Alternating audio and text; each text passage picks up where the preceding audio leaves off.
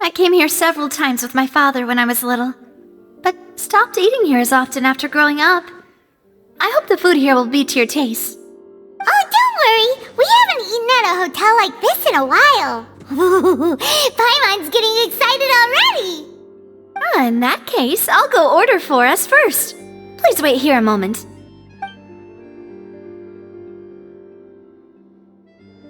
Ooh, everything looks so good! People in Fontaine sure know how to enjoy life! Why, of course! Go ahead, try whatever you like. If the food's good, I'll make a group reservation for the rest of Spina di Rosula next time. And if it's not? Well, then I'll still bring everyone. Albeit with only one dish per table. You, sure have your own way of doing things. Oh, we called this a farewell meal, but we could also treat it like a victory feast, right? We did just win that case after all. Oh, true. Very true. In that case, boss, we'll have another 2 dishes. Huh? Paimon didn't mean that you had to order even more food.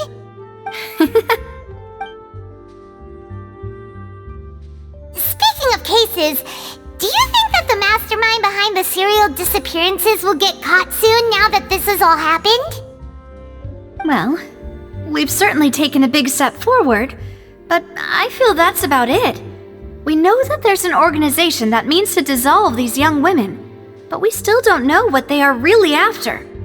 If it hadn't happened right in front of us, Paimon wouldn't have ever believed that a person could be dissolved like that. Right? Yet it was because this was such a preposterous notion that the investigation could never really move forward before. Ugh. If only that guy could have finished speaking!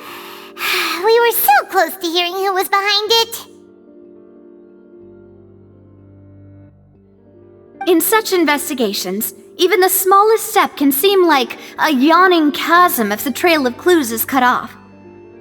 To be honest, I don't have high hopes for any follow-up that the authorities might conduct. It's not that I don't have faith in their ability, it's just that a different perspective is required in some matters. It's easy to guard against and deceive a single narrow perspective. A shift in thinking is required at such times in order to produce a breakthrough, which is exactly why the Spina di Rosula exists. Those highfalutin folk are not all-knowing. That's why we exist, to seep into the cracks where filth falls through, where their watch fails them. That's the kind of problems we solve. Seems Paimon thought things were simpler than they actually are. It's all right. Well, this was supposed to be a farewell meal, so I doubt you have further interest in this business, right? Let's talk about something else. Like, what are your future plans? That's true. We didn't have a chance to speak to her after the trial ended. It didn't really seem like the right time or place to do it anyway. I see. So, your primary objective, which has been foiled so far, was to have a chat with the Hydro Archon. I've heard that there's a long line of people waiting to meet Lady Farina. I suspect you'll be waiting for quite a while, considering that you missed your chance today. Yeah, we've heard that she's super popular here in Fontaine, and that it'll be tough getting any of her time. Well, would you consider some more, unique ways? Perhaps even methods of, let's say, questionable legality? Guess that's Spina di Rosula's boss for you. Chock full of sketchy ideas. Well, what did you have in mind? Well, one way would be to infiltrate a performance troupe at the Opera House, only to abandon your act at the play's climax and ask to speak to her after the performance. I'm sure Lady Farina would be eager to see the ending, and would agree in order to finish watching the play, don't you think? Could you suggest something a little more practical? This plan seems pretty hard to pull off. We'd have to go learn how to act, and acting's really hard. Alright, here's another. Find a way to conceal yourselves under her bed. Then wake her up in the dead of night and demand answers. Don't let her go back to sleep until she answers all your questions. I can personally testify that this one works. When I'm sleepy, I'll do anything as long as I can finally get some sleep. That might work, but that's not really the problem. The problem is we don't want to get ourselves arrested. Ah, valid point. I overlooked that part. I was just thinking about leveraging a person's desire for sleep. All right, no more joking around. Perhaps you could... Oh, I don't know. Cut the line when she's on a break. You did defeat her in court, clearing citizens of hers from false accusations. False accusations she had nearly upheld personally. I imagine that she feels quite ashamed about the whole thing. You mean that if we catch her while she's on a break, she might be too embarrassed to refuse? Oh, that does make some sense. Why don't we give it a try after this meal? You know, strike while the iron is hot and all. Huh? Paimon, did you drink my Fanta? Was this your drink?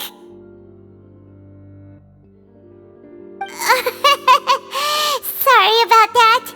Paimon wasn't really paying attention and the cup was right next to Paimon. Would you like to order another? No, it's fine. We're just about done here. Alright. Honestly, Paimon wouldn't recommend Fanta anyway. It tastes kinda salty and icky. Is that so? Huh. Well, in that case, we'll have to blacklist the Fanta here then. If we're all finished eating, then I'll go pay. Yeah, we're stuffed. Thanks for the treat, Navia.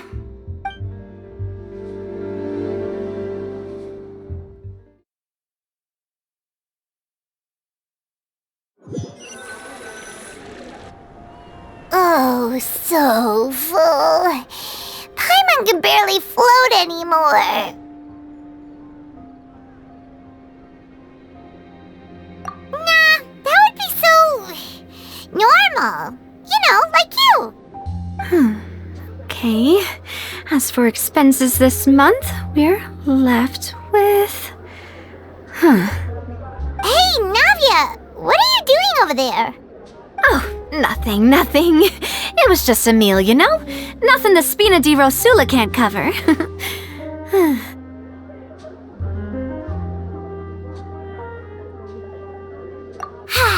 Let's get ready to try to meet the Hydro Archon again. Bye, Navia! So this is goodbye, huh? Well, if you do encounter any other trouble in Fontaine, you're always welcome to contact the Spina di Rosula. I'll give your requests the highest priority. In any case, I wish you smooth sailing. I'll see you again, partner. See ya!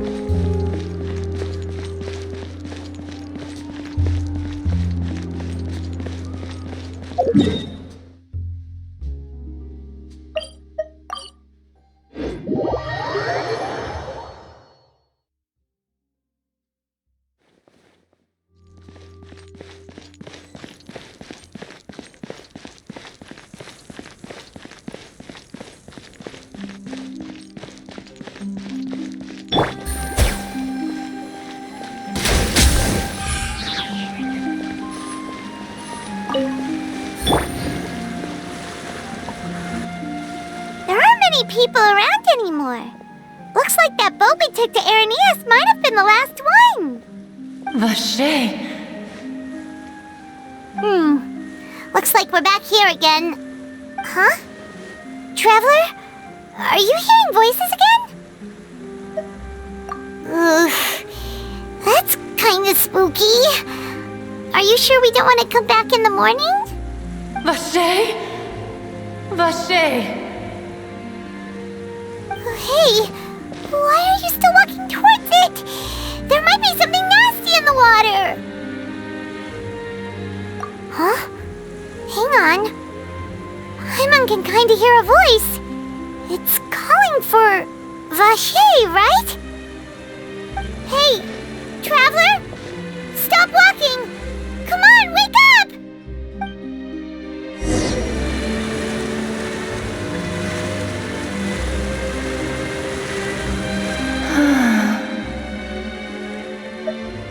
Vache, are you my dear Vache? No, wait. You seem to be someone else. Do you know Vache? Do you know where my love is? Wait. Who am I? I'm very sorry. I fear I do not know. My memories feel like they have been washed away like a flood. So many fragments dissolved amidst the tide, never to be recovered. How much have I lost? How many things that I once held dear while on land have I since forgotten? Yes, that is what I was once. But now, I am but the consciousness of one who has lost their form. I do not know how I came to be like this either. I only vaguely remember being covered in light blue water, and then all grew dim. I also remember going to many places. I loved adventure, loved exploring places of peril. No matter where I went, Vache would go with me. I knew how dearly he loved me, and I also loved him equally as much. But now, we can no longer go back. The pain of such parting, I never knew how heavy it could be.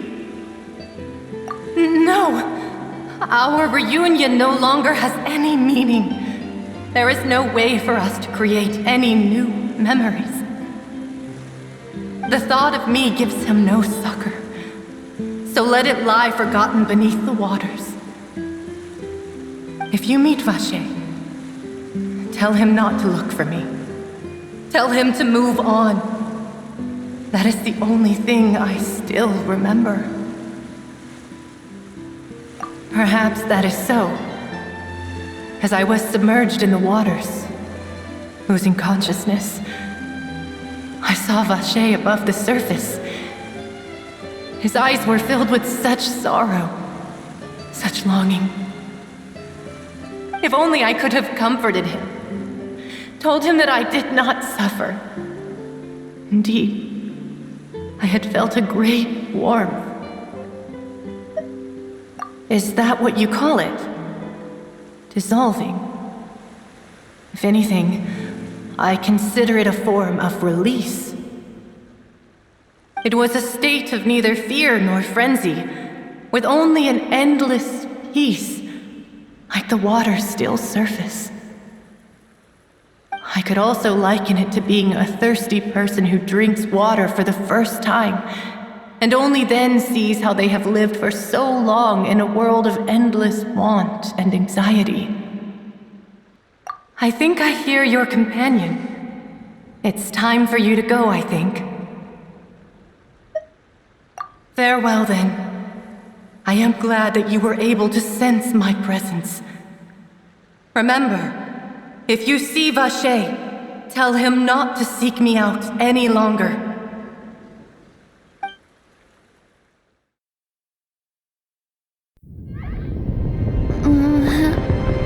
Wake up!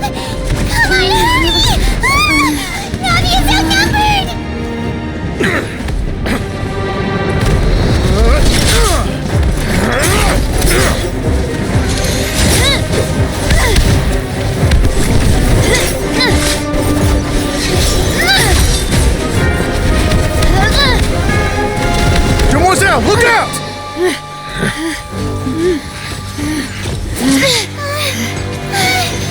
Dear God, it's a whole army of Gardamex.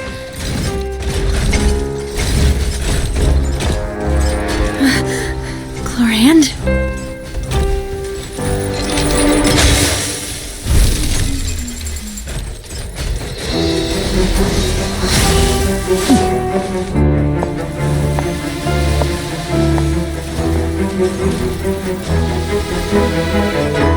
Quick, now's our chance!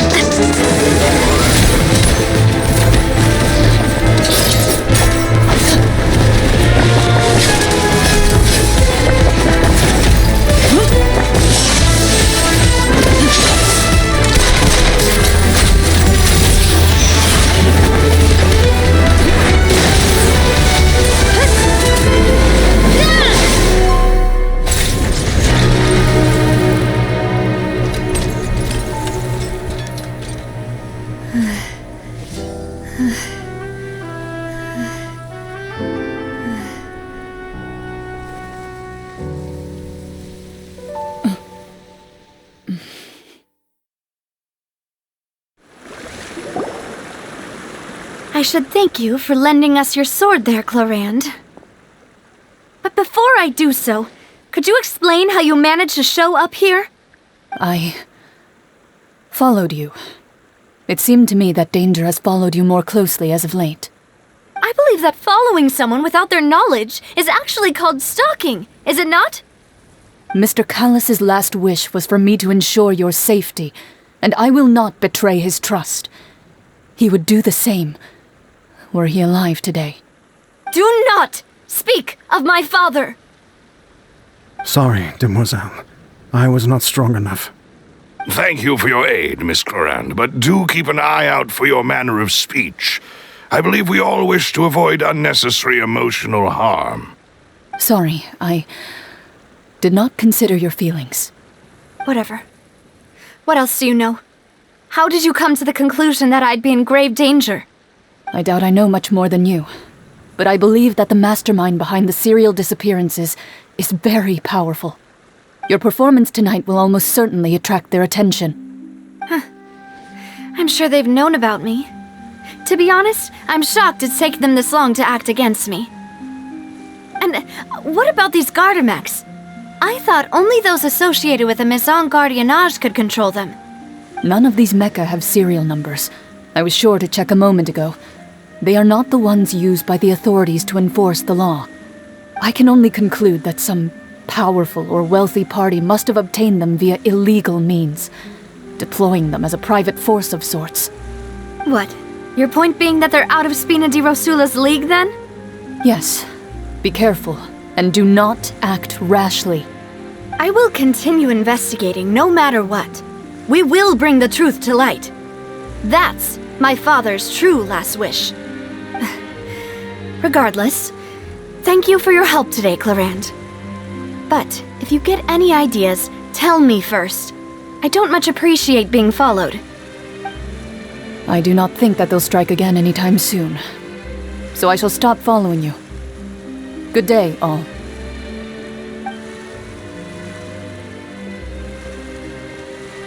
Right. I suppose that's the best news we've gotten today. Demoiselle, I believe that Miss Chlorand was being sincere with you. If we tried, we could attempt to thaw relations a little. I know, she's... Oh,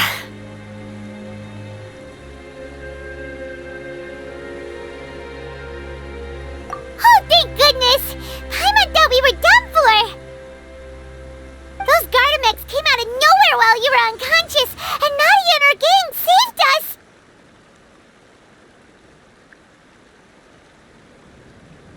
Oh, and there was that champion duelist named Chlorand who came out to save us too! We got lucky there. Paimon probably couldn't have fought them off otherwise. Oh, come now.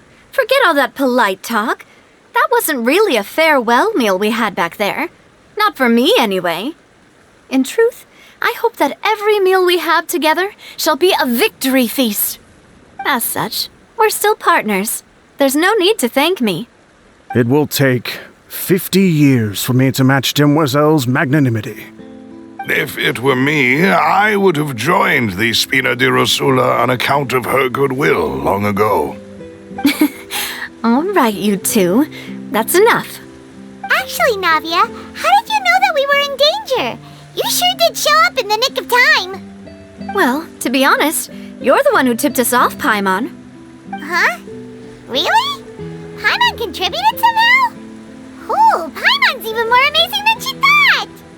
Yes, all thanks to you grabbing my drink by mistake. How did that help?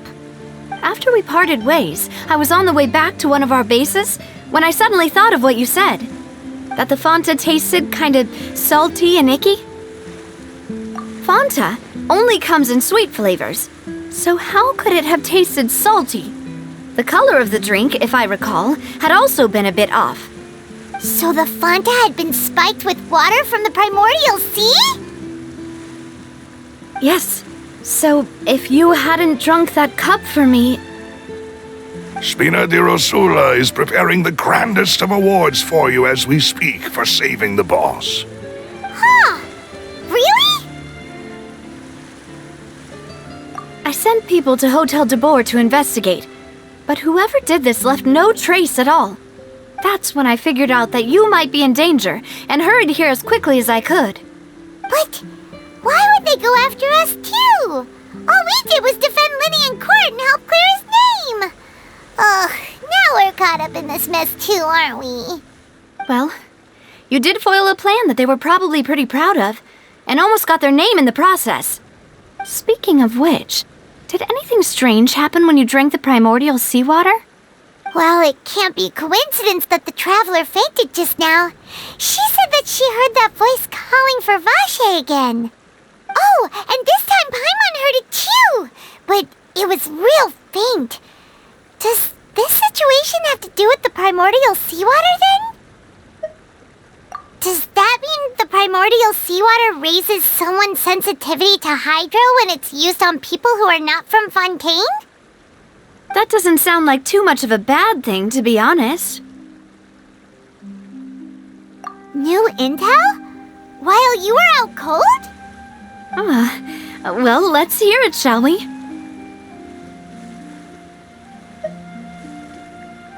Oh, that is important.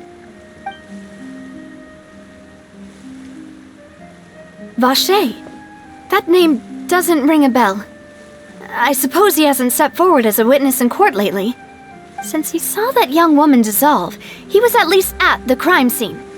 But he never gave testimony or any information regarding people dissolving in the primordial seawater. Could he have been threatened?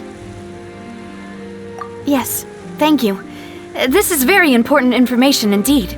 We will continue to investigate. Oh, you mean you'll help us investigate? Well, you did say that our farewell meal didn't really count. That means we're still partners, right? And besides, we're in this now whether we like it or not. You're not gonna let those people who targeted us get off the hook so easily, are you, Traveler? Demoiselle, do try not to look quite so pleased. You are the face of Spina di Rosula, after all. You talk too much. Well, in that case, let's head back to one of our bases, shall we? I'll arrange accommodations for you. We also have some plans to go over, and hopefully we can deepen our bonds as partners. But we'll take that one step at a time, I guess. Don't worry, you two. With us around, our base is definitely secure.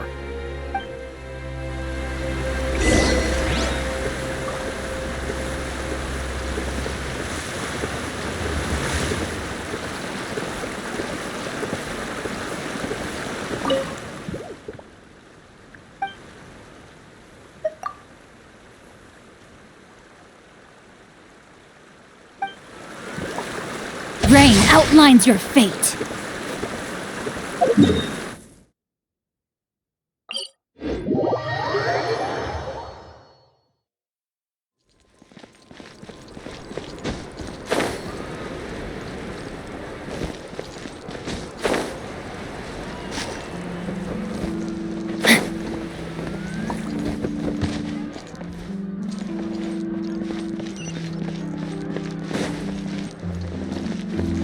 No way!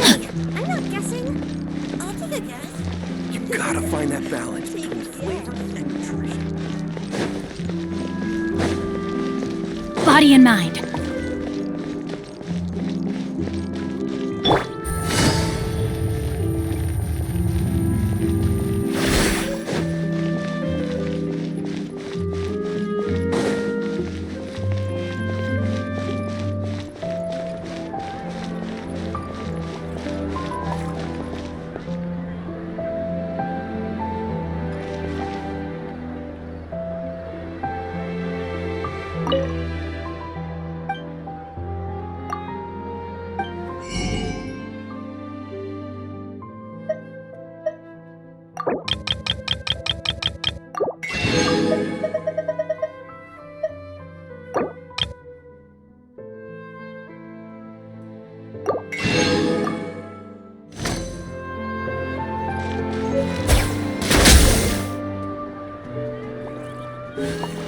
Being skilled at something doesn't make it a hobby.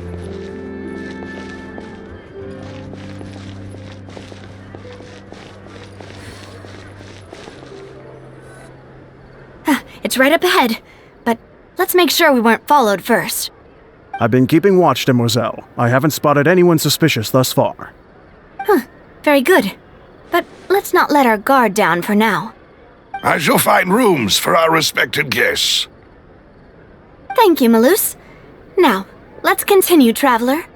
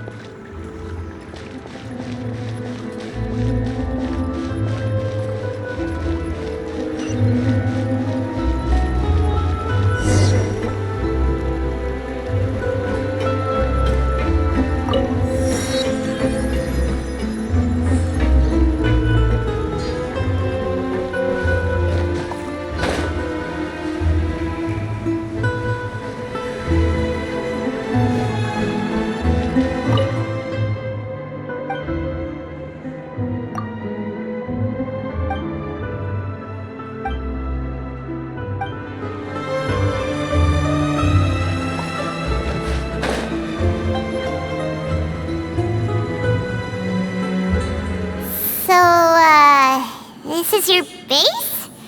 It's not quite what Paimon imagined.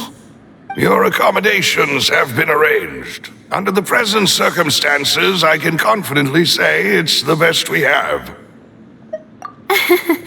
Well, our funds have been a little tight lately.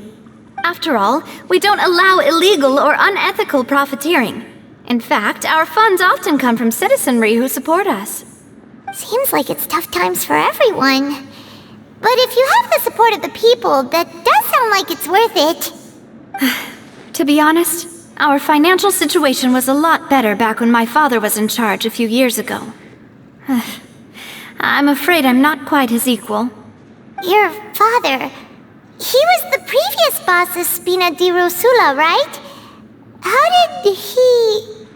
Demoiselle, if you'll allow me to explain. No. I'll explain it myself. I suppose I couldn't run from this topic forever. And as partners, This is something I hope they can understand. My father's name is Callus. Yes, the same one they call Callus the Unfaithful in the streets. 3 years ago, he was accused of murdering his own friend, but he chose a duel to defend his honor instead of standing trial. He died in the duelist's ring. Oh no. But I do not believe my father was a murderer. I'm sure he was set up. At the time, I believed that if he only stood trial and was duly investigated, something amiss would crop up and prove his innocence. But strangely, he not only requested the duel himself, but rumor has it that even after being seriously injured, to the point where he could be deemed as having lost the duel, he refused to surrender, determined to die in the arena. 3 years later, I still don't understand why he did that. How could he protect his honor if he's dead? If anything, he gave up his chance to defend himself. The closest piece of info I have is that my father had been investigating the serial disappearances case at the time of his death. Ah, so that's why you're so determined to get to the bottom of that case. That's right.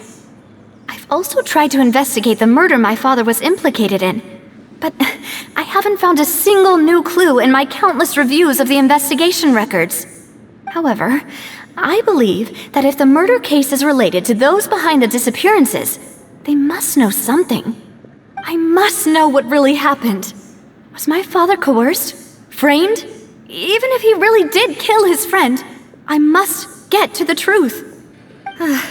If only he'd been more open with me when he was still alive. He even hid the fact that my mother died due to complications when giving birth to me. And now, here I am investigating his death. You really are a handful, aren't you, Papa?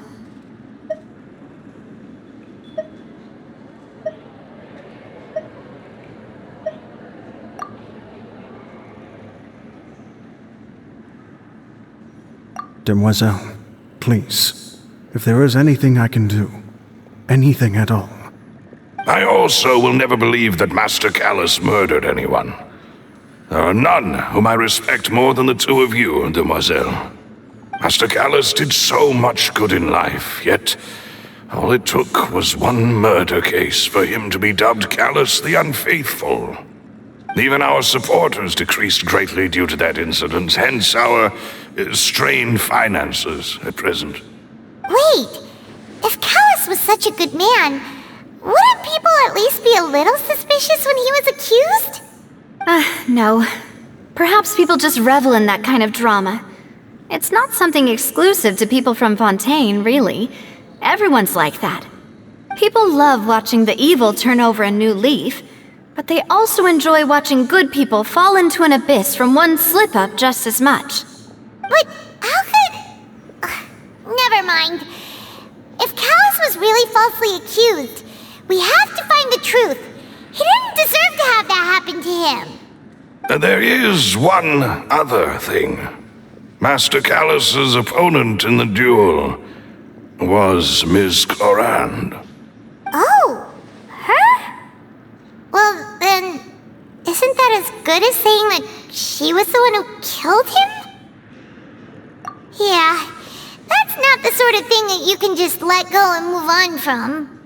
Miss Clorand has always placed great emphasis on the honorable nature of the duel. If her opponent doesn't yield, she will not stop either.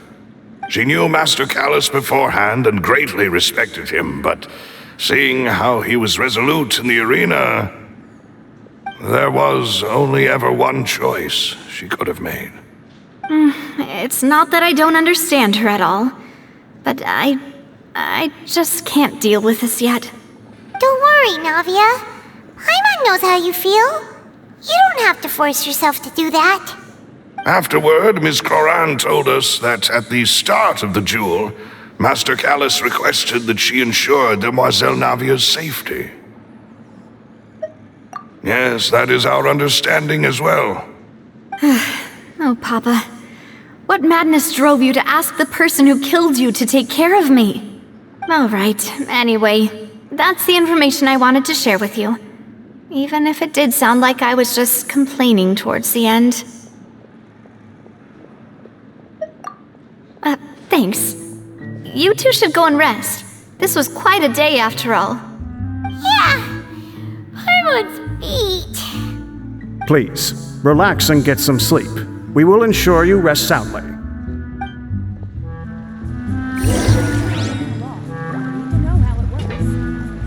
Whether it be responsibility for Spina di Rosula or Master Callus's death, it all landed on Demoiselle's shoulders so suddenly.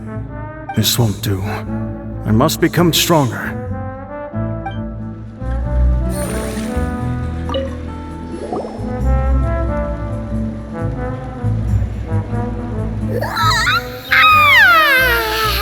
Paimon slept so well.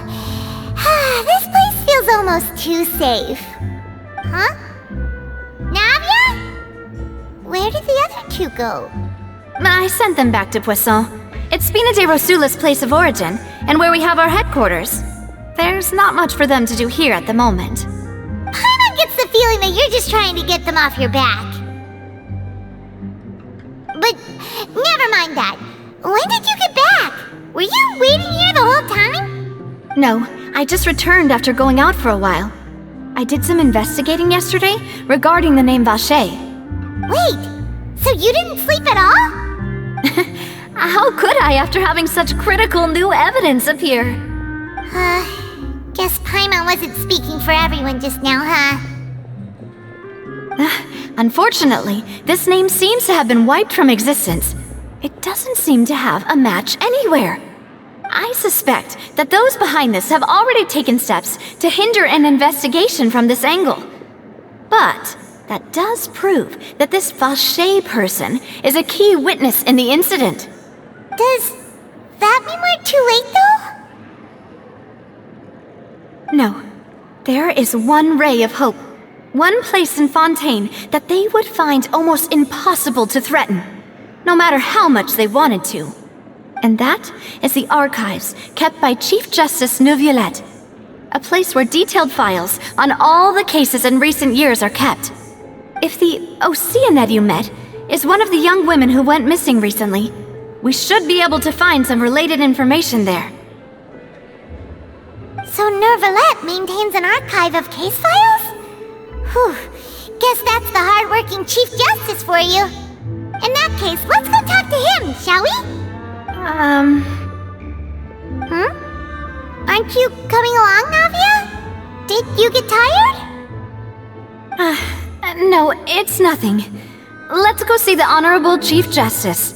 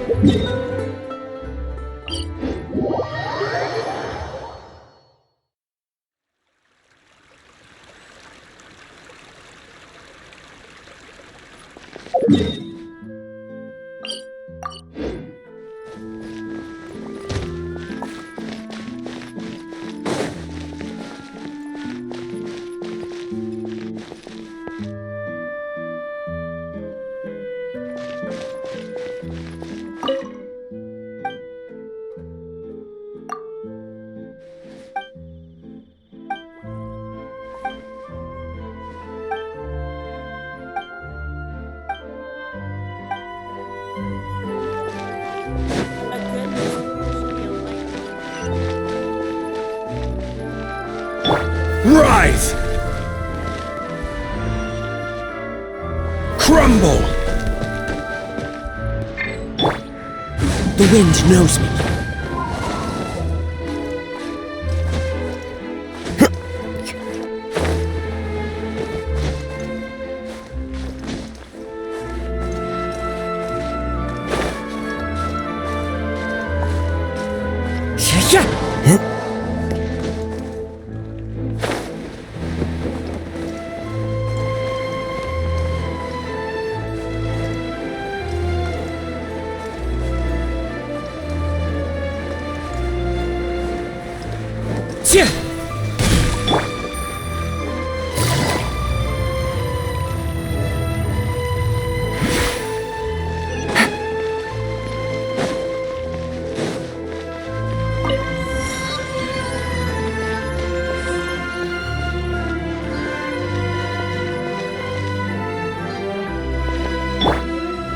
Quake!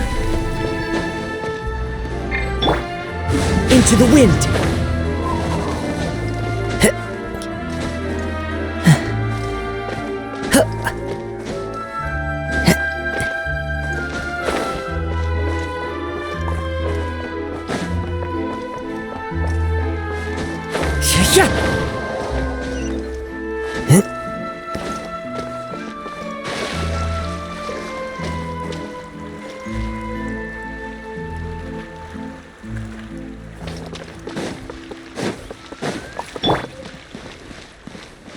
Rise!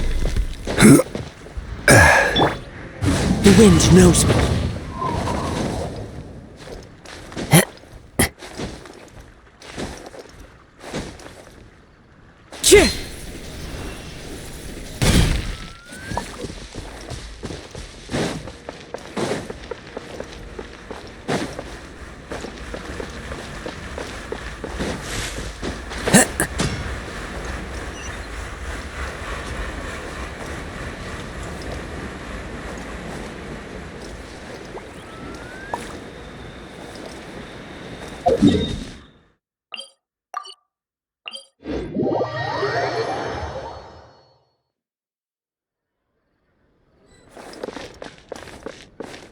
Time to go.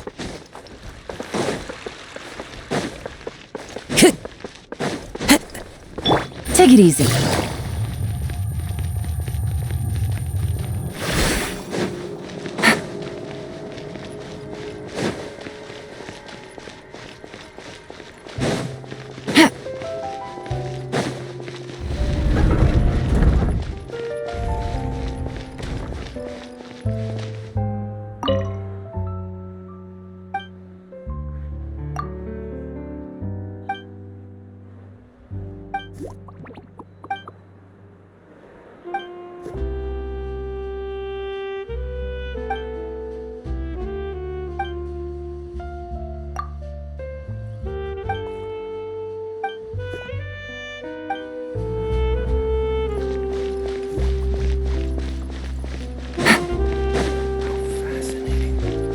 The place we're going is called the Palais Mermonia.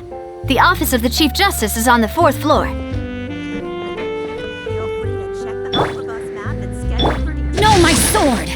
Looks like you're running on a tight grease fuse.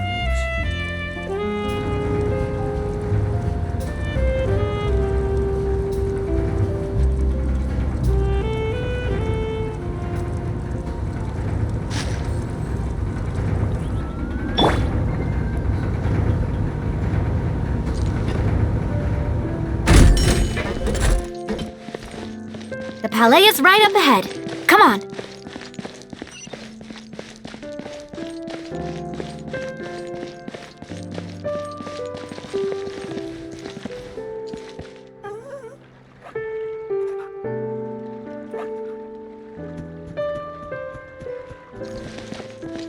Welcome to Palais Mermonia.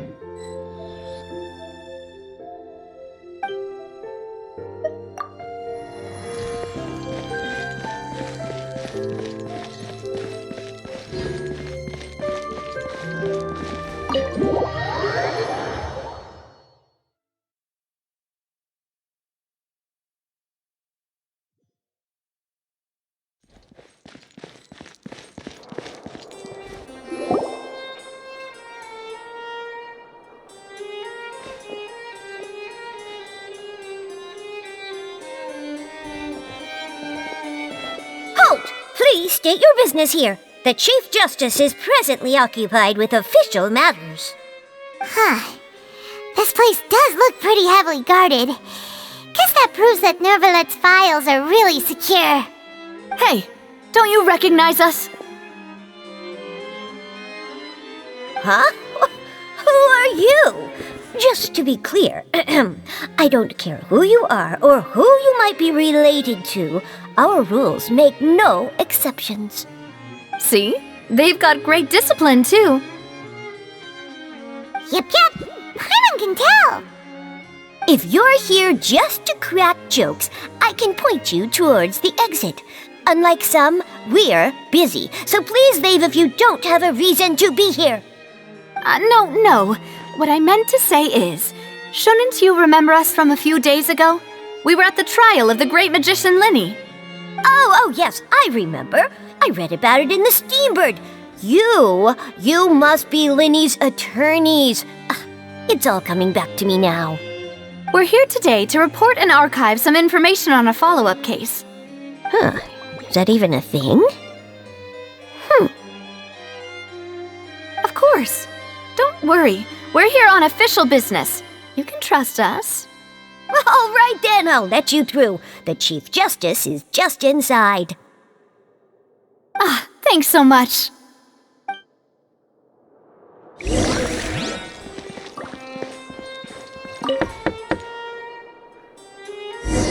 Please come in.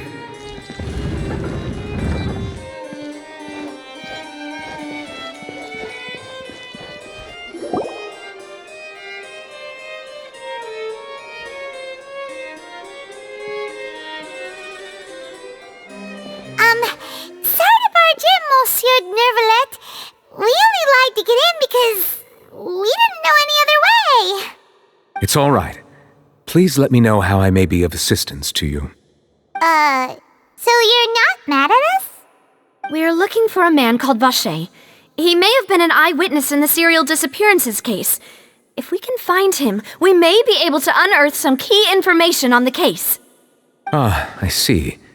In that case, please wait here a moment while I browse through the files.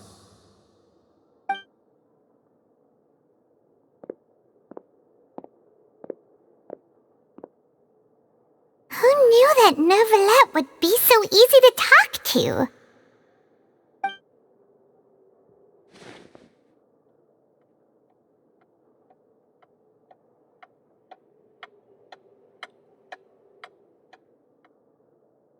Unfortunately, I'm quite certain that no one by the name of Vacher has been involved in any case, criminal or civil, in the past several years. There are no records of him either in the files or in my memory. Traveler, what if it was really just a dream? Is that so? All right then. Thank you so much, Monsieur Neuvillette. We'll take our leave now.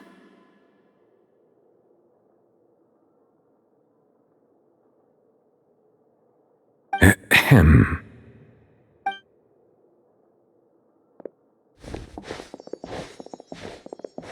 Miss Navia, I can understand how you feel. Your father, Callus, was a truly exceptional man. We deeply regret his passing.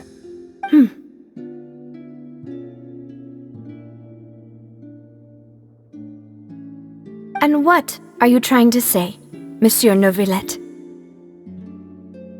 Are you trying to console me? Extend your sympathy? Or just express some tendril of regret? No, you are not trying to do any of that. I can hear it in your voice. There's no emotion behind your words. You only said those things because you felt like you should.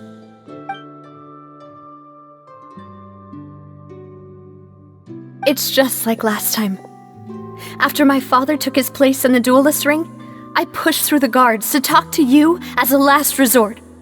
You even told me then that you thought there was something fishy with the case, yet you still allowed the duel to go ahead.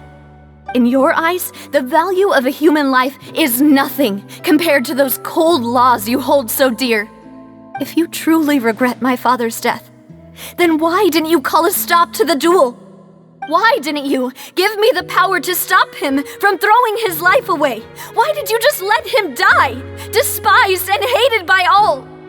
Everything was hanging on a thread at that moment. Just the tiniest effort could have changed everything. There are still so many things I never got to tell him. So many questions he still owes me answers to. If you really have no heart, then just look me in the eyes. I, Navia, will show you the true meaning of regret. I'm sorry, Miss Navia. You and my father are truly alike. You keep all kinds of things in your heart and never say a word to anyone. It's not so much that you can't feel, but that you would never express anything. Oh well. In any case, everyone already knows full well the apathy of the Chief Justice. My apologies for taking my emotions out on you, Monsieur Chief Justice. Let's go, Traveler and Paimon.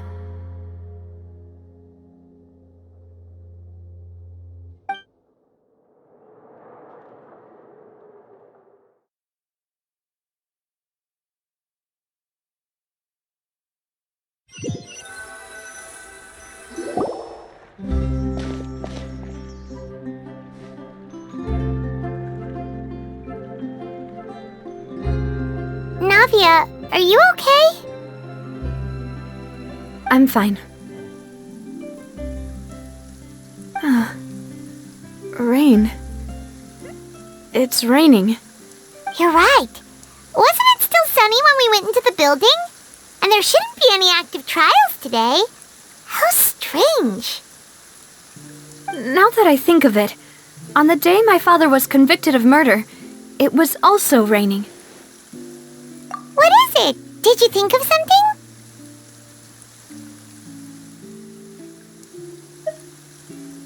Yeah, he was outside. It was uncovered and the rain could fall there. Why? Do you think the rain could have affected the crime scene? That thought has occurred to us before. We've even expanded the search area to try to account for that, but didn't find anything of value. Oh? Wait. You don't mean... So you're saying that the true murderer could have been turned into water and then got washed away with the rain?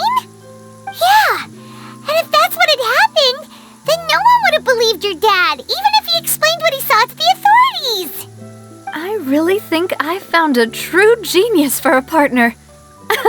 You're completely right. How did I not connect the dots earlier? All right, let's go to Poisson. With this new lead in mind, we'll get to the bottom of my father's case for sure. Yeah, we're gonna make progress for sure this time. Do you want to go with me now? Or do you want to head over by yourself later?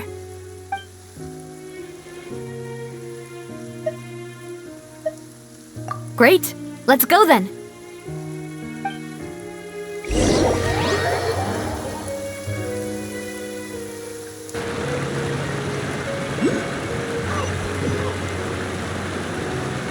Good.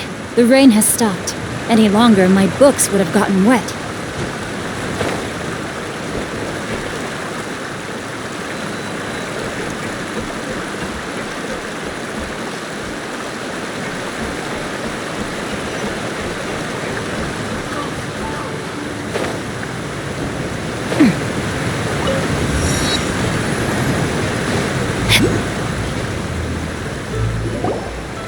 Whoa, what a huge ship! Why would a ship be anchored at a place like this? There's no need to be so surprised. While it may look like a ship, it's actually Spina di Rosula's headquarters. My father was the one who asked for it to be built like this. Perhaps our taste in exterior design is the only thing we occasionally had in common. A gigantic and glamorous ship embodies discovery, opportunity, ambition, and conquest. It symbolizes Spina di Rosula's bright and limitless future.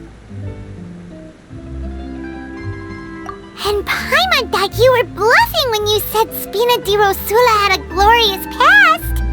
Paimon was confused why a group with such a history would live in the sewers. But now that Paimon has seen this ship for herself, she's been convinced. Well, Poisson is where Spina di Rosula began, after all. It's our main base, our home.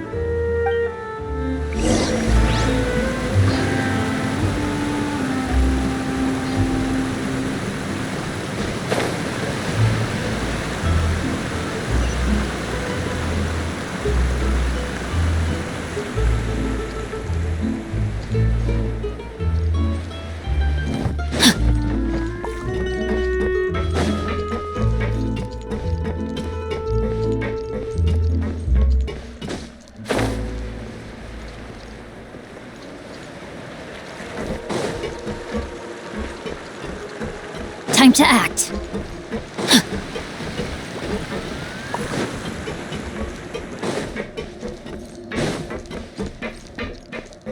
Body and mind.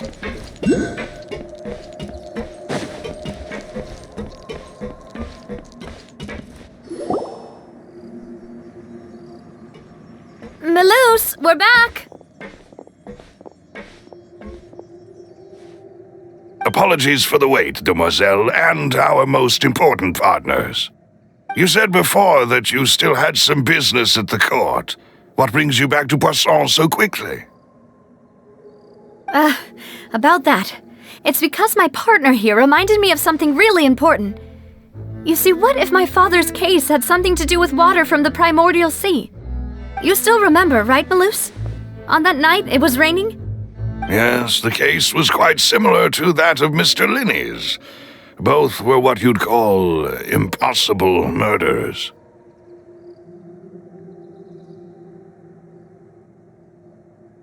Could you tell us a bit more about what happened before? Yeah, of course. Many years ago, something called synth began to gain popularity in Poisson. At a glance, it was a kind of drink that could excite your mood and produce many pleasant hallucinations. Wait! Didn't that guard guy who turned into water also mention that the primordial water could be used to produce some kind of potion? Yes, he did. Considering what we know now, it's almost certain that synth is created using water from the primordial sea. If you drink synth for an extended amount of time, you'll suffer many side effects, such as losing the ability to focus or control your emotions. And if you were to stop drinking it completely, you'll experience flashes of paranoia and anxiety while lacking energy to do anything. It's an extremely dangerous substance. As he oversaw Poisson, my father was compelled to put a stop to synth abuse and called for a complete ban of it. Boss's uncompromising attitude incurred the synth vendor's wrath, but no matter how much they threatened or bribed him, he refused to yield. Not only that, Boss became determined to find the mastermind behind the synth operation and put an end to the problem once and for all. Yes, but the enemy was very cunning. So he could never get anything out of the dealers, all of whom only sold the stuff and weren't privy to the rest of the operation. Recognizing that, my father decided to contact the dealers in secret and cultivate personal relationships with them. Finally, he was able to convince someone to become his informant. The man's name was Jacques. He felt greatly ashamed about his work after seeing many families destroyed by synth abuse. That night, my father hosted a banquet at his countryside estate. He planned to meet up and exchange information with Jacques over some food. But then, we heard 2 gunshots from the courtyard. We raced to the scene and found my father, still holding a gun, and Jacques, who was already dead on the ground. Huh? How did that happen? Aren't they on the same side? Sounds just like Lenny's case, doesn't it? In both cases, the culprit seemed obvious, but neither appeared to have any motive at all. Looking back on it, though, I now believe the most important clue was something we all overlooked at the time. There were pieces of clothing left at the scene. Precisely. It's all thanks to you that I made the connection now. Back then, we all just thought they were some costumes that Jacques used to disguise himself at the banquet. But, considering it now, it's almost certain that they belong to a third person at the scene. With one extra person, we'll also need to reconsider why the 2 shots were fired. You're right. We still don't know what happened. But my intuition tells me that we're on the right track to figuring it all out. I'm finally headed towards the truth. Jacques was an empathetic man who was infinitely remorseful for his past actions. It's unlikely that he turned on Boss with 0 warning. I think this third person is probably the key to the full truth. On that note, however, even though this will not please you, demoiselle, as your and your father's butler, I must still offer a word of warning. Our opponent is insidious and cruel. They are extremely difficult to deal with, and Boss has already lost his life trying to bring them to justice. Even though Spina de Rosula has lost most of its former glory, Poisson has welcomed a new time of peace, and we have been allowed to live out our lives. There is no need to follow your father's path. It would be both wise and in line with Boss's wishes to step back and give up on the case. If that's indeed what he wished for, then he should have told me that himself. Was I not the closest person to him? And yet, I was the one most kept in the dark. What was the point of him dying without sharing any of the secrets he knew? Did he manage to protect anything in the end? Synth is still here. Callus the Unfaithful is still his epithet. And Spina di Rosula is barely getting by. Nothing has changed. Did he think I'd just accept his meaningless death and live out my life just as meaninglessly? I've never accepted that. Ever. Not since that day, and certainly not now. I want to find out the real answer for everyone's sake. For the missing girls, for the victims, and for myself. Navia. This is indeed the best moment to act. Your partner appears to be quite reliable, and more importantly, Demoiselle, I think you're also ready to take this on. So you do know something else, Malus? Yes, I do. In fact, even before that banquet, Boss already knew of the connection between Synth and the serial disappearances case. But what drove all the tensions to the boiling point was the revelation that you, Demoiselle, had been selected as the next target to disappear. What? Boss also didn't tell you that he had been diagnosed with a rare illness. The doctors told him that he had no more than 5 years left to live, and the serial disappearances case caused him great anxiety. 5 years was nowhere near enough time to resolve this long-standing conflict, but once he passed away, all the danger would pass on to you. Knowing all of this, he decided to use one final intimidation tactic before his death. He claimed to have already gotten his hands on some key incriminating evidence for the other side, and even told some members of Spina di Rosula about the details. But as long as you remained safe, he would not share the evidence with the public. If something were to happen to you, then he and all those he told would immediately expose all they knew about Synth and the disappeared victims. Right, so nobody would be able to get off scot-free. As we've seen, Boss's tactic has worked. Even though Boss has been gone for a long time, the other side has not tried to take Demoiselle's life. No, I don't believe it. He never appeared to look sick to me. No father wants their daughter to see them weak and haggard, especially someone as proud as Boss. To him, dying in a duel and suffering lasting dishonor as the Unfaithful were still far preferable than losing face in front of his daughter. So he chose to die in silence, so that he could protect me. I'm afraid you're not understanding this correctly, Demoiselle. What Boss wanted to hand to you was not a parasol, but a sword. If Boss's spirit could hear you telling me that you want to find the answer for the sake of everyone involved, I'm sure he'd be extremely proud. That fool. Couldn't he have just given it to me straight? No. He might have set up everything precisely because he never thought I'd be able to understand him. Is that the amount of confidence he had in me? And what if I was never able to make it to where I am now? Yeah. I suppose that's true. With the way he'd set things up, if I had wanted, I could have just lived out my life without a care in the world. But thankfully, he rarely talked to me about complex matters, and thus understood little of me as a person. In this case, he really didn't need to give me an easy way out. Malus, what was the key evidence that he shared with you? It's the location where synth is produced. Essentially, it's the enemy's headquarters. When he was threatening the enemy, Boss didn't share the specifics of the incriminating evidence he found. But if you want to use it against the enemy, you'll still have to take several things into consideration. Why? If we know where the place is, can't we just go storming in? You mustn't forget that we're fighting against a mysterious and dangerous organization that's been in operation for decades. There's no telling what might be lying in wait at their headquarters.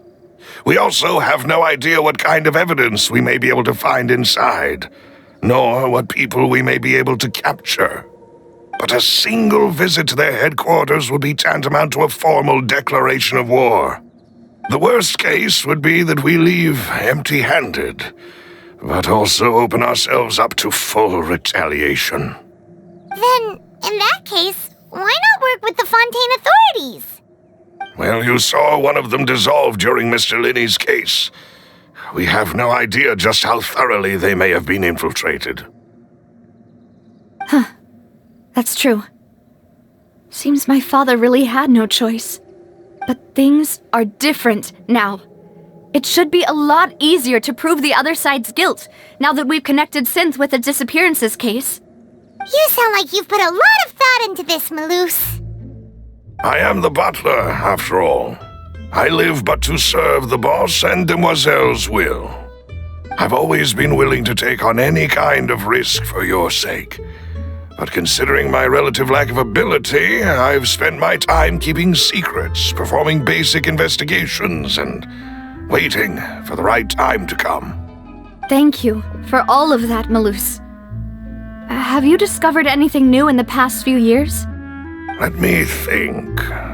One conclusion I came to is that the enemy must be quite familiar with Spina di Rosula, or at least have an informant planted here. When I announced orders to the organization's members on Demoiselle's behalf, I used to deliberately keep a few people in the dark and observe the reactions of the synth vendors. If the vendors didn't change their plans, then the individuals informed of our orders must be innocent.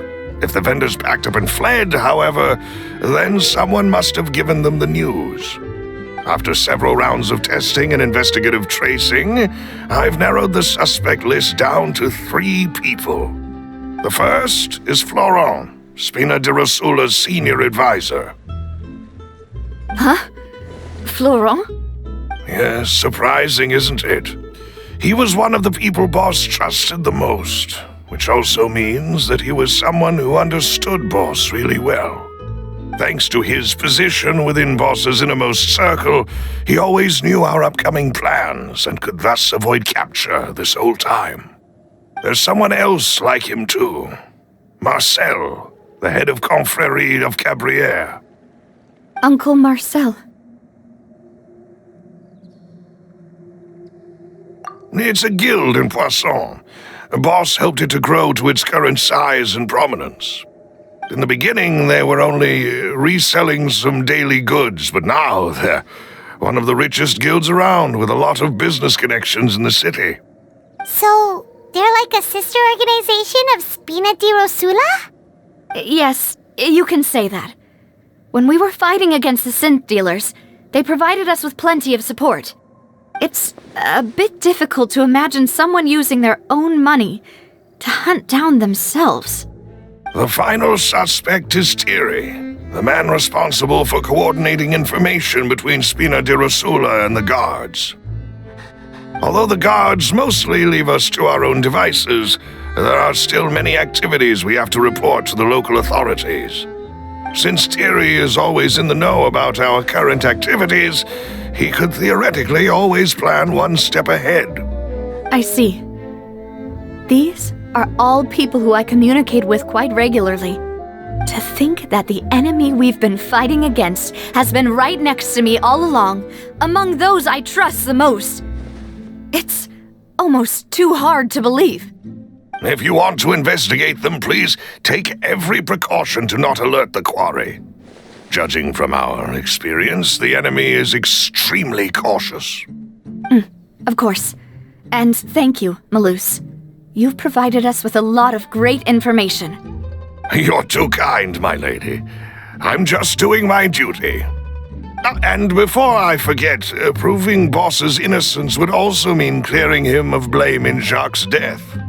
After that incident, Jacques' wife and daughter were taken into the Spina's care. They still live in Poisson today. If it might help, you could also pay them a visit. I can make the necessary arrangements. Aw, thank you so much, Malus. You really are the best. A new case awaits, my dear partner.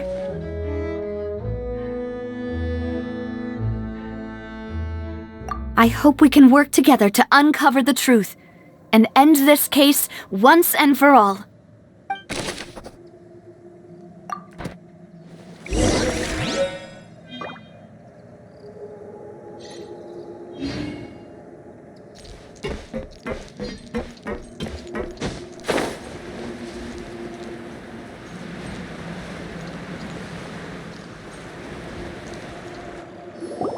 It is settled, then. Please excuse me, and enjoy your conversation at your leisure. Thank you for arranging everything for us, Malus. Excuse me, miss. Do you need anything from us? Oh, Hey, Navia's all quiet. This isn't like her at all. I'm sorry that I only came to visit after all this time. After what happened, I didn't know how I was supposed to face the two of you. Ah, if it's about that, there's no need to apologize. After my husband died, Spina di Rosula sent us a lot of mora and support. I understood your guilt and apology to be genuine. But aren't all of those things nothing compared to the loss of Jacques? I can understand the kind of pain that comes with losing a father so needlessly. You don't understand at all. I didn't know how to face you, because I didn't know what I could possibly bring as a consolation gift. I know only the full truth could bring closure to you, and to all of us. I'm sorry. I appreciate the sentiment, but you don't have to carry all that guilt. On the matter regarding my husband, my daughter and I have more or less found our answer already. Would you mind sharing it with me? I really can't believe that my father could ever bring himself to shoot Jacques. I always knew that my husband's money was earned through others' suffering. He told me countless times that if he could turn back the clock, he would never go into the synth business again. He had many regrets, and felt that he took the idea of providing for his family too literally. For the longest time, he thought Mora was everything. So when Mr. Callis came to him with a proposal, he accepted it almost immediately. He tried to be as careful as he could, but even so, he was still found out by the higher-ups. They found out about his betrayal? Papa didn't say that exactly, but Papa did tell me that I should never be ungrateful. Before he left that day, he told me that he had no choice. It was only later that I realized it was his final farewell to the two of us.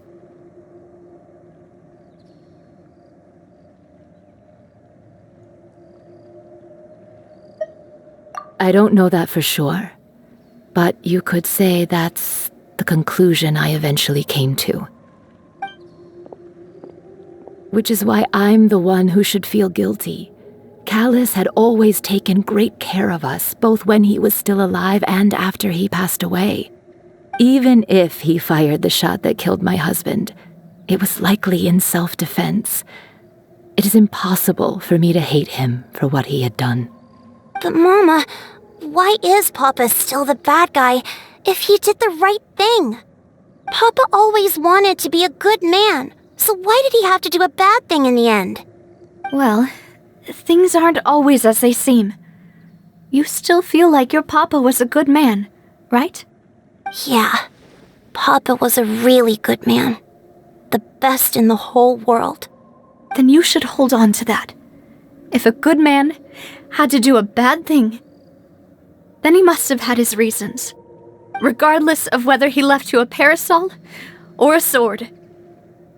He must have done so to give you a better life. Oh. Thank you for everything you've told me. I will definitely find the truth. The current state of things is not something I'm willing to just sit back and accept. Thank you. I'm very grateful to hear this from you. Even though your personality is quite different from your father's, your determination when you speak is really similar. You really think so? That's the first time anyone said that to me.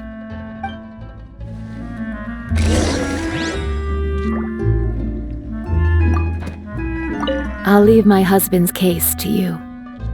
Thank you, Miss Spina, and Miss Spina's friend.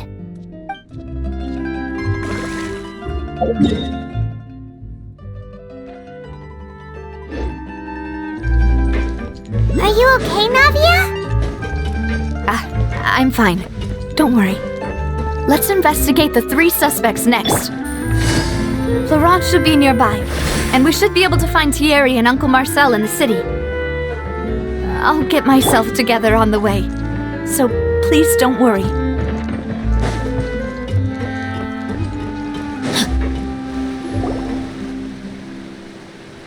Greetings, boss.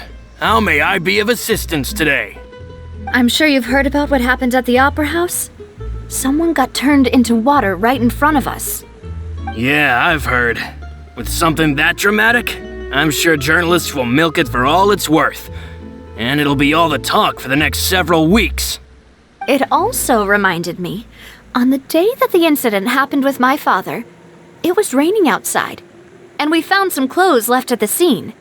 After my partner here put the dots together for me, I feel like we should try to reopen his case. Can you do me a favor and try to recall what happened that night? Let me think. Mr. Callis was feeling pretty upbeat that day. So he was drinking and bantering away with us at the table. After that, he told us that he wanted to go get some fresh air. So we let him go without thinking much of it. Who knew that we would hear 2 gunshots ring out right after? My first reaction was that Mr. Callis's life was in danger. So I grabbed my holster and made a mad dash toward the scene. But when I got there, it was already too late. Mr. Callis was standing over a dead body with a gun in his hands. All we could do was look back and forth at each other, not knowing what to say. So you also remember 2 gunshots then? Indeed. The guard said that the first shot didn't hit anyone, while the second killed Jacques. But I've never really bought that explanation. Reason being, Mr. Callis had left his gun on the table. I even made sure to confirm that before running to the scene. But according to the guards, that doesn't mean he couldn't have had other guns on his person. About the clothes left at the scene that you mentioned. Do you think there was a 3rd person there who was turned into water?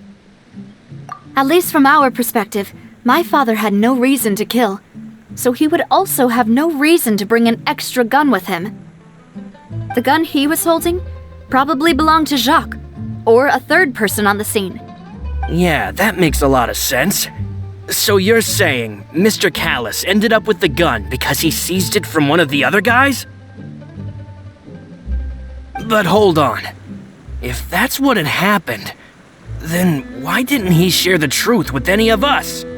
He didn't even want to face the Oratrice machine, and chose instead to prove his honor in a duel. Did he lose all faith in the courts after seeing someone dissolve right in front of his eyes? About that, Malouse told me a thing or two, so I think I can understand why he committed to the duel. I'll tell you everything once the whole truth has been revealed. I understand. Then I'll leave Mr. Callus's honor in your hands, boss. And if I may just say one more thing. The whole Callus the Unfaithful epithet has been a thorn in my side since the day it was invented. Many people have laughed at me for still calling him Mr. Callus, even after so many years have passed.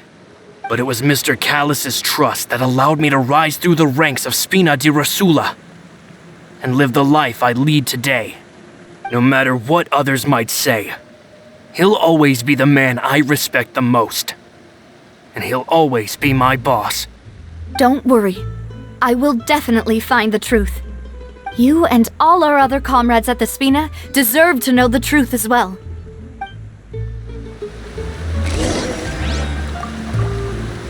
My apologies, boss, for that last sentimental bit. It's just... many years have passed while I've held my tongue. It's not often that I get to share my true feelings with others.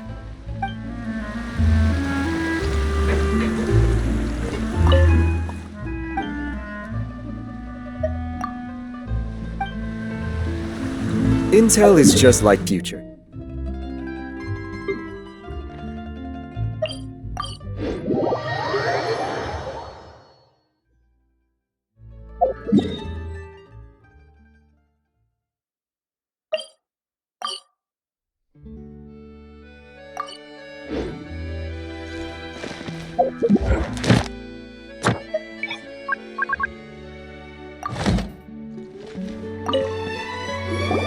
Hey, Thierry! It's me! Oh, now, what brings you here, Miss Navia? I've heard that you made quite the name for yourself at the Opera House. Oh, so you've got news of that already. Oh, okay. Hey, I'm also a member of the Guards, you know. The way you make it sound, people would think I was sent off to Poisson because I had done something wrong. Are you sure there isn't a little bit of truth in that? Under normal circumstances, shouldn't you have been called back to the city already? I mean, where I work is really up to me. Let's just say I enjoy the ambiance of Poisson. Callus did a fantastic job running the town, building Spina di Rosula from the ground up and clearing many obstructions in my way. It would be next to impossible for me to find a similarly easy but high-paying job in the city. Anyway, enough chit-chat. Are these two friends of yours? You, here for some formal business? Yes. These two are my partners. What happened at the Opera House made us realize that Linny's case and my father's may be related. We're trying to reinvestigate the details of my father's old case. Ah, I get it. You think there might be more to the case now that we know people can be dissolved into water, right? I was also flabbergasted when I first heard of it. If you want to go through the original files from your father's case, I can help you look for them. That'd be much appreciated. Thank you. Actually, I have another question.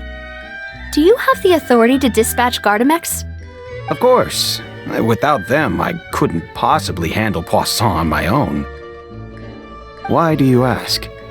We definitely can't use them to forcefully get more evidence for your father's case.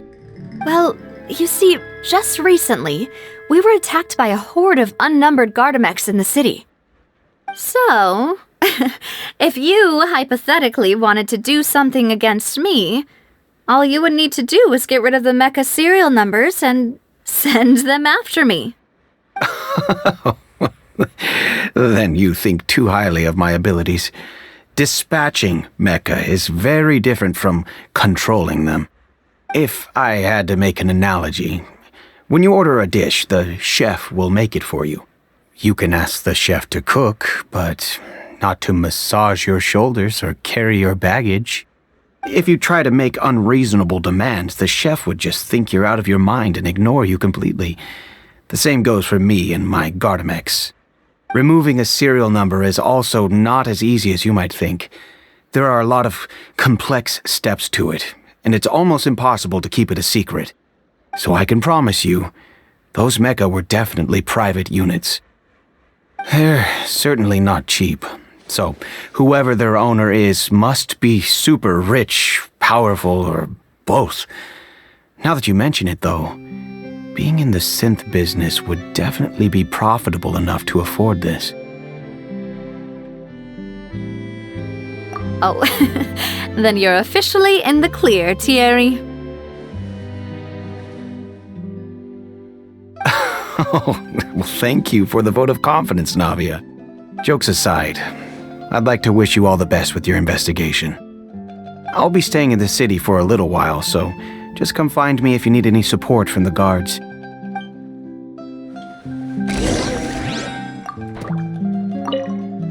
I'll see what I can do for you in Spina di Rosula when it comes to guard stuff, but don't go advertising it to everyone else.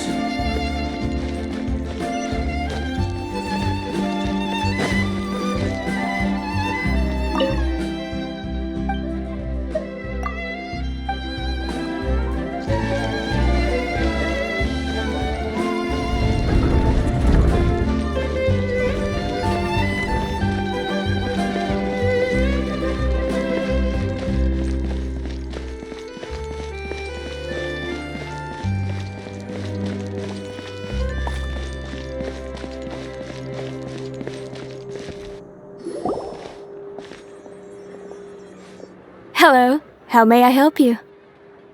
I'm here to see Marcel. Could you please let him know? You can just say Navia's looking for him. Sure. I will let him know right away.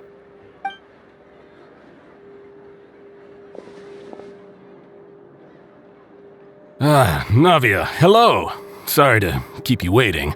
I'm not as young as I used to be, so my legs are giving out a bit. Oh, it's all right, Uncle Marcel. There's no need to stress. I just wanted to talk to you briefly about what happened in the Opera House. I'm sure you saw everything too, right? Yes, I've never seen anything so strange. Oh, you were at the Opera House too? That's right. I went there with Navia to see the magic show. Who knew it would turn into a whole murder mystery? I also witnessed your marvelous sleuthing work. Quite impressive. To beat the Hydro Archon at her own game on her own turf, I can already imagine everyone in Fontaine discussing your exploits over a few glasses of wine. Oh, Paimon doesn't want to become the talk of drunkards. Apologies. It's just how Fontaine is as a nation. Everyone loves drama and theatrics. Uncle Marcel, you've also noticed that other thing, right? The fact that humans can dissolve in water? Yes, I was reminded of your father's case right away. Is that what you're investigating now? Exactly. I still don't have much solid proof, but I can sense that the other side has already begun to act. Oh, and what makes you say that? We were attacked on Araneus by some unnumbered Gardamex. And there was also an attempt to get me to drink water from the primordial sea. If not for the vigilance of my partner, I probably wouldn't even be here talking to you right now. Oh, you're giving us too much credit. Wasn't it you who protected us? Alas, it seems things are heating up again. The peace that Callus sought so dearly will soon become a thing of the past. But rest assured, Navia, Poisson will always remain a safe haven for you. If you're scared, you can always return there. If anyone dares to lay their hands on you there, the Confrérie of Cabrières will use its funds to the last Mora to bring them to justice. Thank you, Uncle Marcel. But I don't intend to go into hiding. I'm going to strike while the iron's hot. Do you have any new thoughts on my father's case? About that. Sorry, my age is catching up with me, so it'll take me a while to recall my memory. The Confrérie was responsible for that banquet, so I was out and about the whole time making sure things were running smoothly. I didn't even have the time to drink with the guests. Then I heard the sound of a gunshot, and the rest was history. Oh, it's okay. No need to push yourself. We'll ask around some more, see if there are any valuable clues elsewhere. Sounds good. Just let me know if you ever need Mora. All my wealth comes from Callus's patronage and support.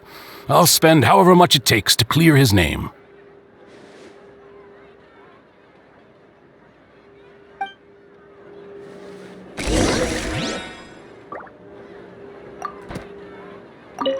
Alas, why do these kinds of things happen to the kindest people?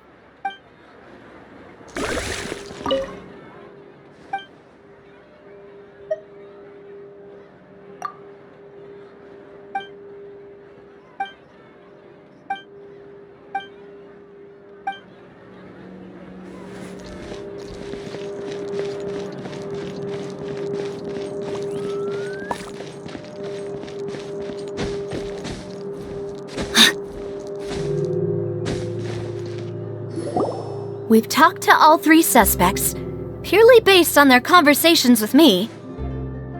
None of them sounded particularly suspicious. I suppose that's to be expected, though.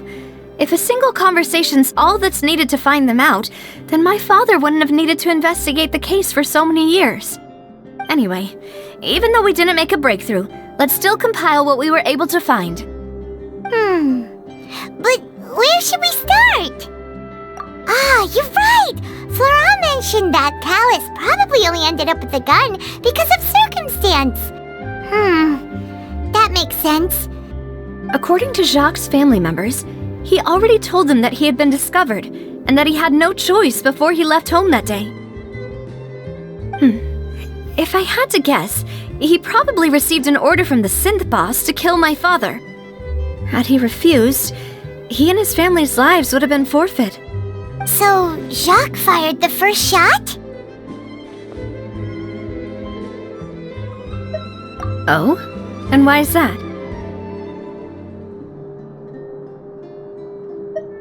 Ooh, that's a good point.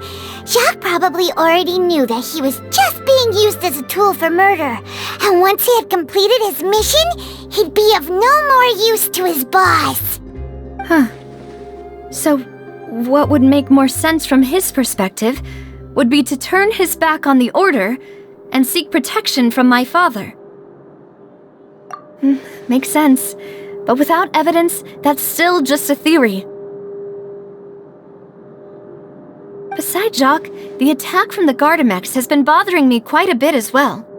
It's obvious that our enemy has become more antsy after the secret of the primordial seawater was revealed. Do you think he knew, even then, that we'd follow this lead to the end? Given everything that's happened since, it's quite possible. But who among the three suspects would have the ability to control privately owned Gardamex?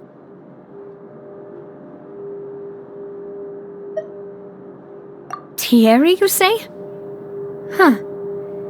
It is possible that he's figured out a way to convert the Gardamex for personal use. But I didn't feel like he was lying when he was talking to us about the mecha. I also don't think he'd be able to keep that kind of tampering under wraps. Yeah, had he actually tampered with the mecha, we'd be able to prove it with a simple check of the guard's inventory. If the mecha were taken from the guards, it should be pretty easy to find out when and how that happened. Florent? It is true that he was closest to my father, and thus had the best chance of learning about his dealings with Jacques. But as Spina di Rosula's advisor, his work mostly deals with personnel and security, so he shouldn't have much means when it comes to finances. So you're saying he's too broke to afford a mecha army? Exactly. He can't. And even if he could, I don't think he would be able to dispatch a whole group so quickly. Uncle Marcel? My father did really trust him. And they worked together on a large number of projects. Maybe that's how he got to know Jacques. And with funds from the Confrérie, he could also afford a large number of Gardamex. It's still really hard for me to imagine, though. After all, Uncle Marcel has been around since I was just a child. Also, wouldn't this mean he has been spending a whole lot of mora and energy to fight his own synth business? Who could it be?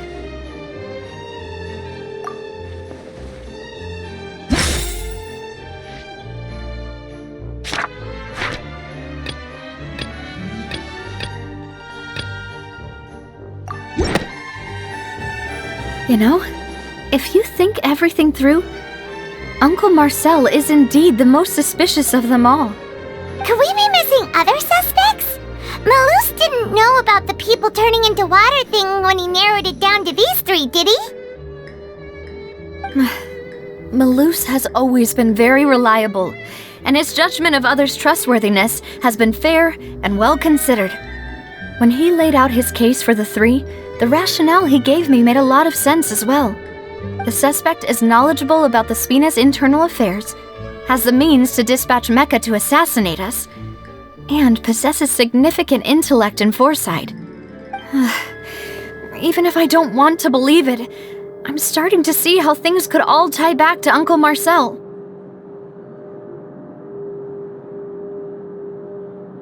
Well, we still have another trump card on top of all the theorizing and speculating.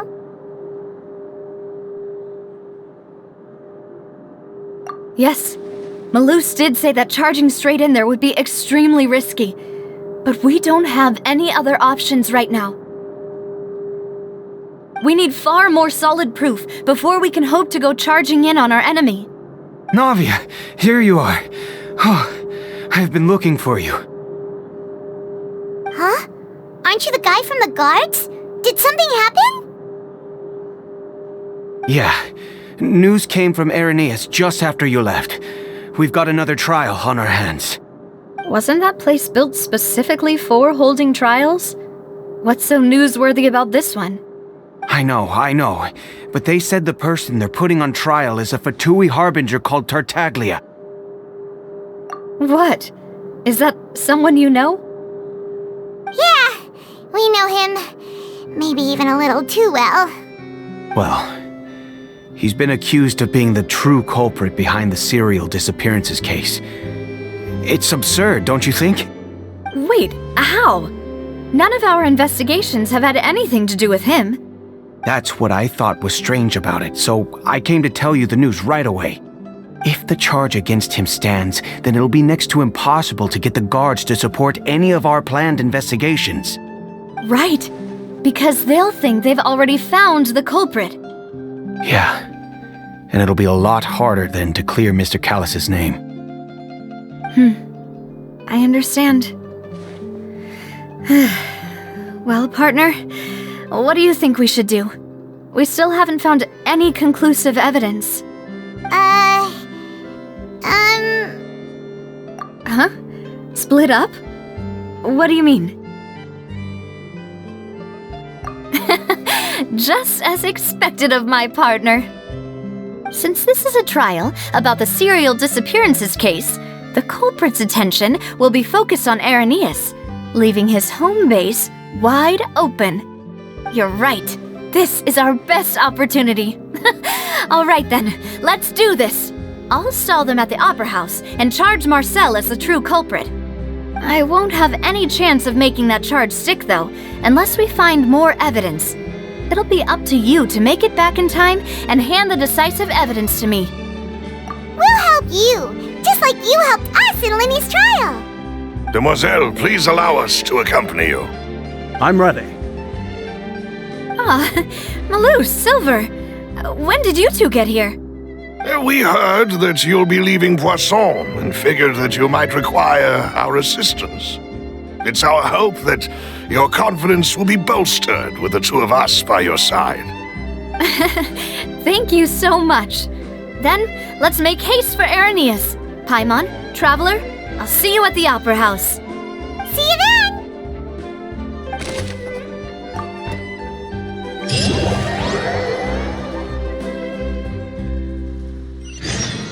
Now that Navia has set out for Arrhenius, we should also get going. The location has already been marked on the map, so let's head over.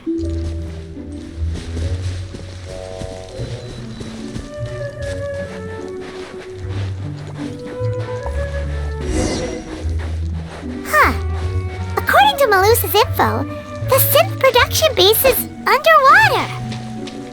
Let's go and try to find the entrance.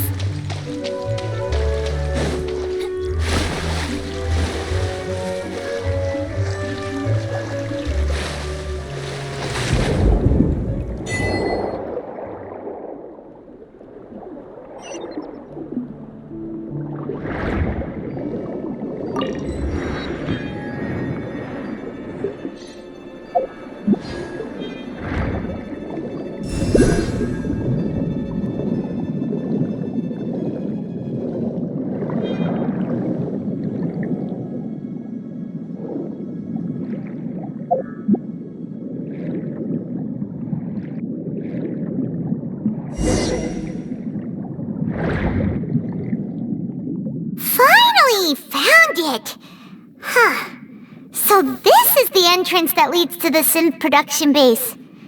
It sure doesn't seem out of the ordinary at all. You're right. An important place like this is bound to have a ton of protective measures and mechanisms. Navia's probably arguing up a storm right now to stall for us.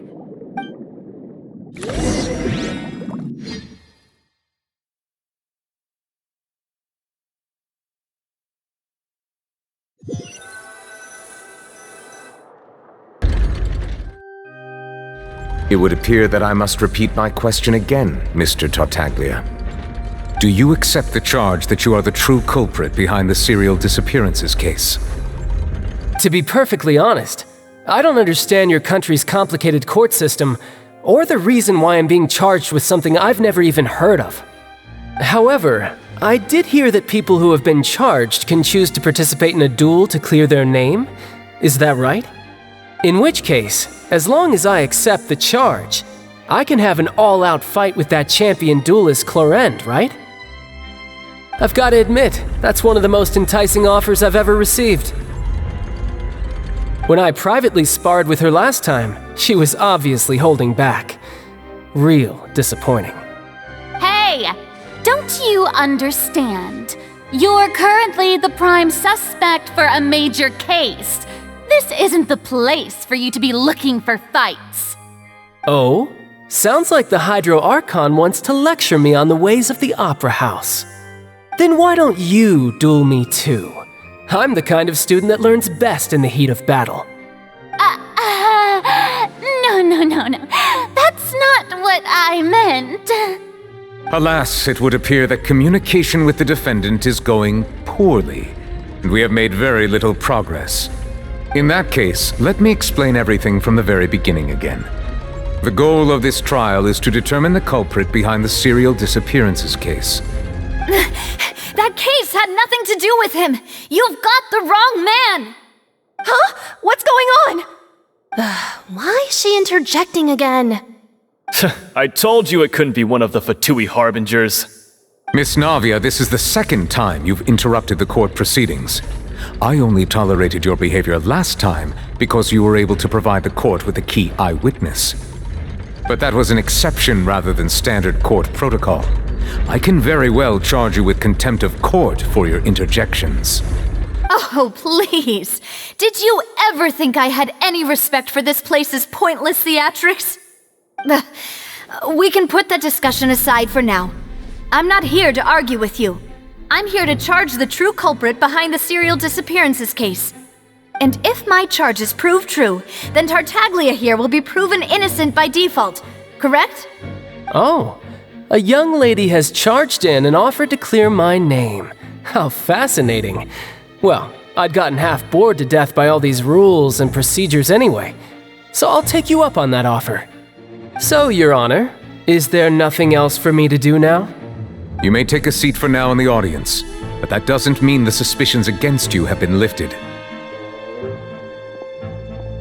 Now then, Miss Navia, who is the person you would like to charge instead? That person is...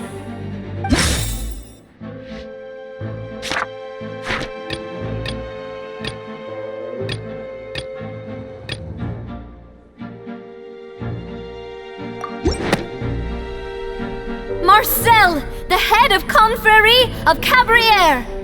Huh? What confrérie? Never heard of them in my life. I've heard of them, but weren't they Spina di Rosula's sister organization? Oh, is this going to be a friends to enemies type situation? Please let me remind you, Miss Navia, that charging someone is an incredibly serious matter. Committing to the charge also means taking on the legal responsibilities associated with it. And if the charge fails, depending on the circumstances, you may also be charged with the crime of making a false accusation. Knowing this, do you still wish to charge this man? Yes, I do. In that case, I declare the charge to be valid. Miss Navia and attorneys, please take your places on the court. Members of the guards, please contact Mr. Marcel right away so that he may stand trial.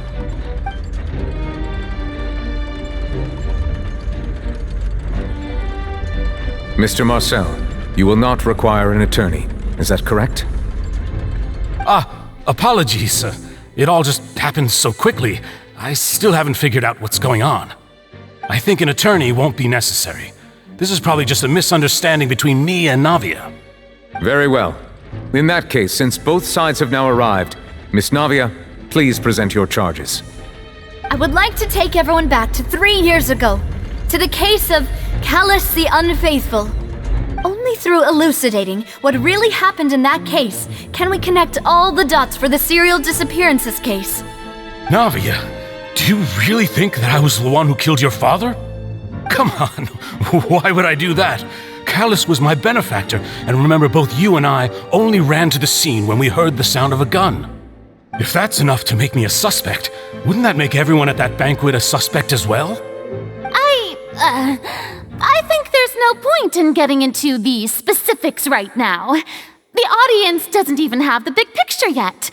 Even I'm struggling to remember some details of that case. Exactly correct, Your Honor. I must refresh everyone's memory about that case before I can explain my charge and reasoning. I see.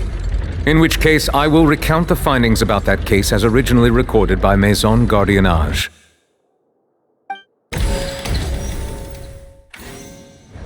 On the day of the murder, Spina di Rosula hosted a large banquet in a countryside estate owned by the Confrérie of Cabrières. During the banquet, all attending guests heard 2 gunshots from the courtyard. When the guests arrived at the scene, they found the primary suspect, Callus, holding a gun, while his acquaintance Jacques lay dead from a gunshot wound. The guards' investigation did not recover any other firearms from the scene. As a result, they concluded that the suspect's first shot must have missed, while the second must have taken Jacques' life. The suspect did not dispute this conclusion, and also declined to defend himself in court. Instead, he chose to prove his innocence through a duel.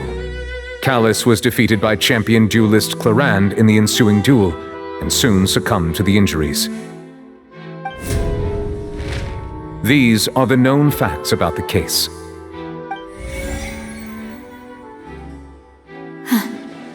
The one with the motive to kill was Jacques, not my father.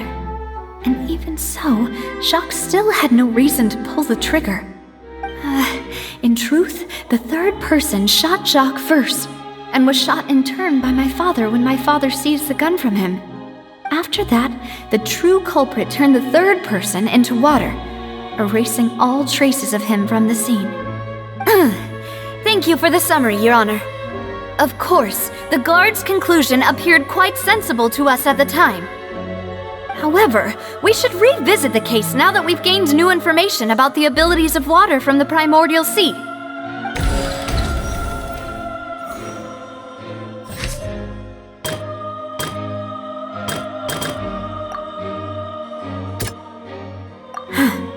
Something's not right.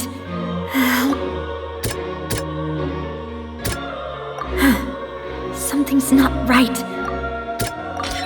This assassin first shot Jacques, then turned to shoot Callus, only for Callus to wrestle the gun from him and kill him instead. Something's not right. Let me think for a little while longer.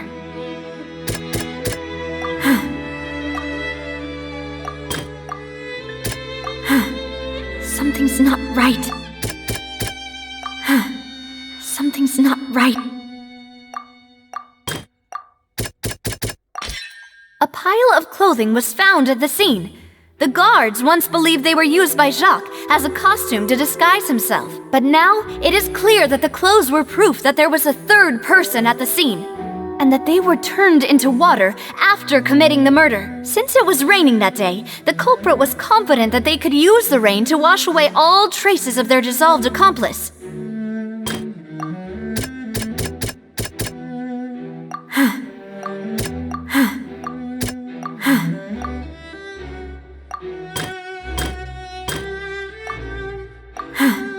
Something's not right.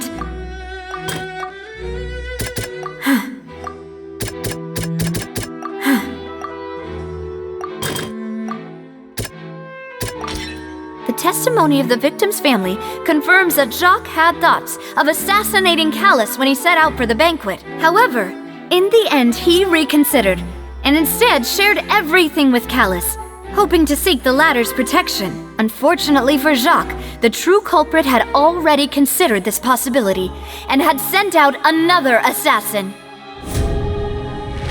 Realizing this, the true culprit caused the hired assassin to dissolve into water, leading everyone to believe Callus was responsible for Jacques' murder. This is the true version of events.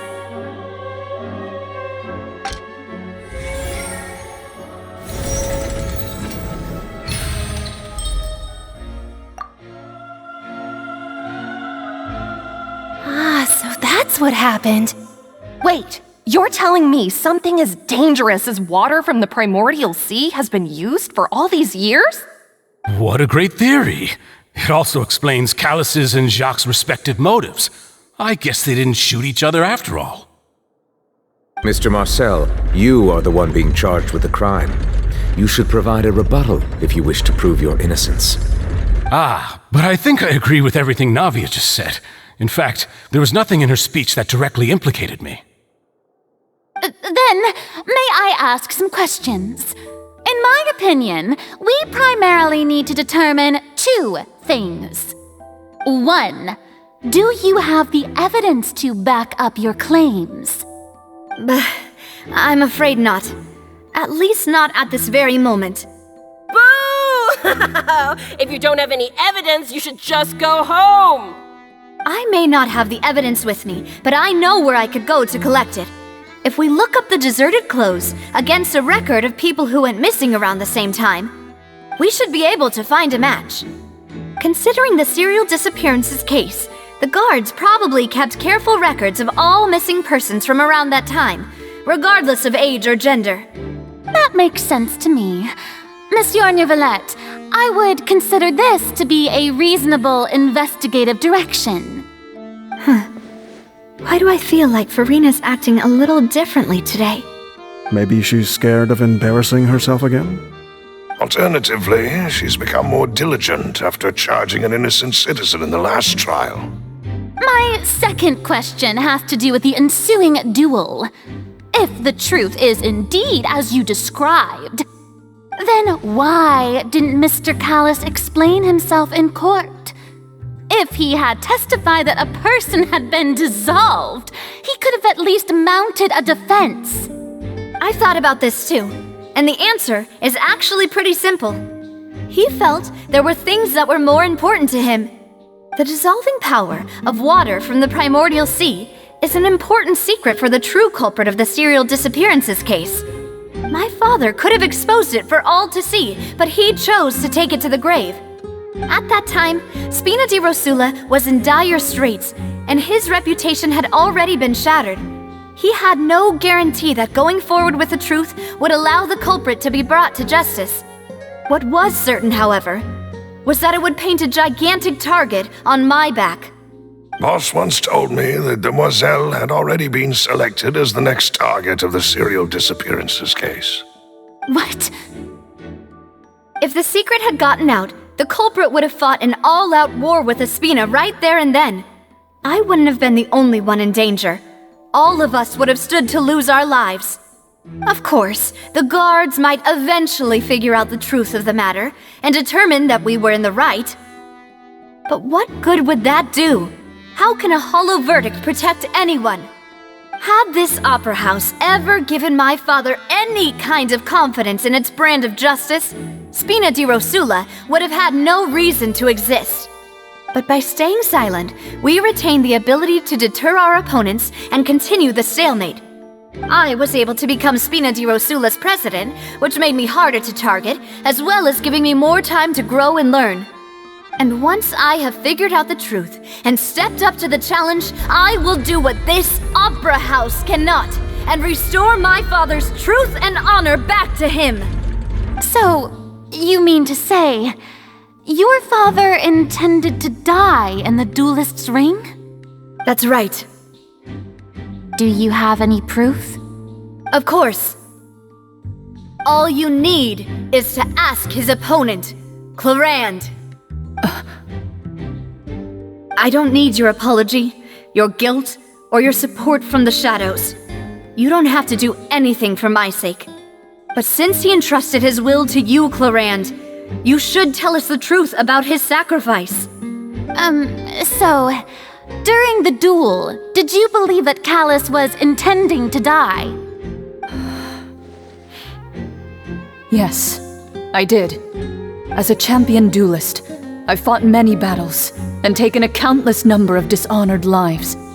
In my line of work, I've seen all kinds of people give their all for the faintest hope to continue living. Some were determined, others passionate, and some even manic and twisted. Just one look and I can tell if a duelist is hoping to live or if they're looking to die. I hereby swear on my name and honor as a champion duelist that Mr. Callus never intended to leave the ring alive. Since that's your testimony, I have no more questions. It appears there really are good grounds to reopen this case. I concur. However, Miss Navia, you still have not explained the link between your father's case and the serial disappearances case. Right? What she said was fascinating, but kind of beside the point. Wait, weren't they just talking about the serial disappearances case? Of course, Your Honor. The two cases are connected via a matter of timing. In my father's case, the culprit intended to kill both Jacques and Callus. As a result, they planned to act after hearing 2 gunshots. And at the end of Linny's trial, the culprit also only dissolved the victim in front of everyone because they realized they were at risk of being identified. The culprit could only time their actions so precisely if they were already at the scene. Coincidentally, Marcel attended both the banquet and the trial. So that's why you suspected me. Even after hearing your reasoning, I still can't help but find it a little preposterous. I'm used to it, though. You've always been an impulsive and sentimental child, Navia. It's one of your most endearing traits. No need to appeal to pathos. I won't try to refute your points one by one, but even if everything you just said was true, can you prove that I was the only person present at both events? On top of that, does a person have to be physically present to control the timing? Can't someone remotely monitor the place? Don't know what she can say to that.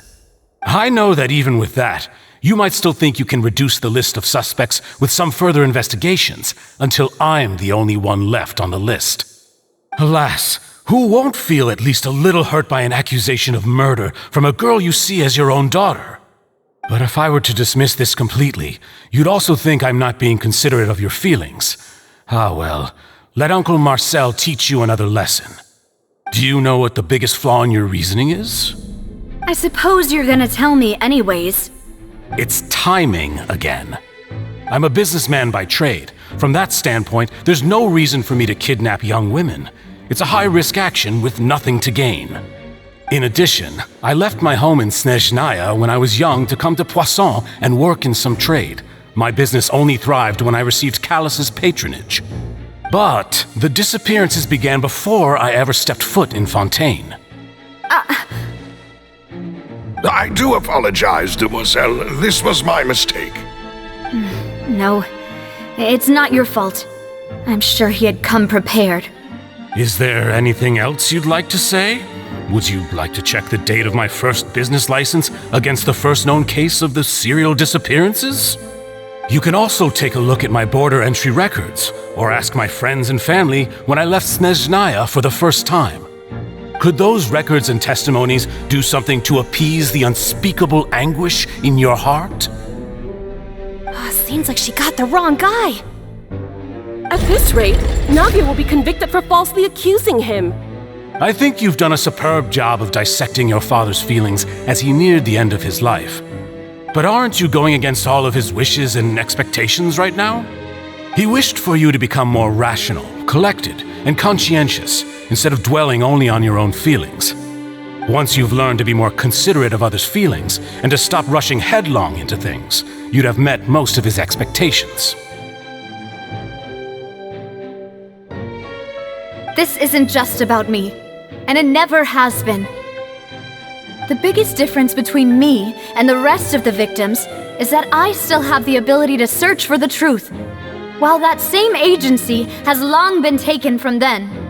The people whose families were destroyed by synth abuse, the people who lost their loved ones to the serial disappearances, and the people who suffered tragic ends due to their sense of justice. Many people's images are flashing before my eyes. I'm sure some are coming to those of you in the audience as well. And whose image do you see, Marcel? Is it a man named Vacher? Oh, so you do know that name.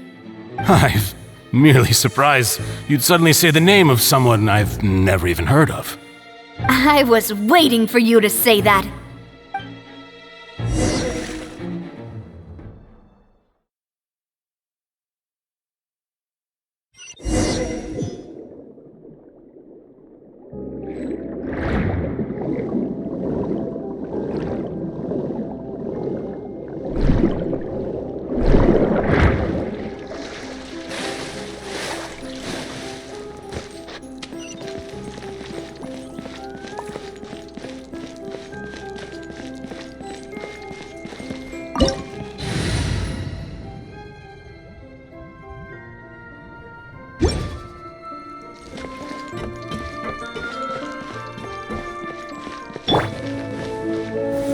Solidify! Order guide you! Rain Cutter! Rain outlines your fate! Know my soul!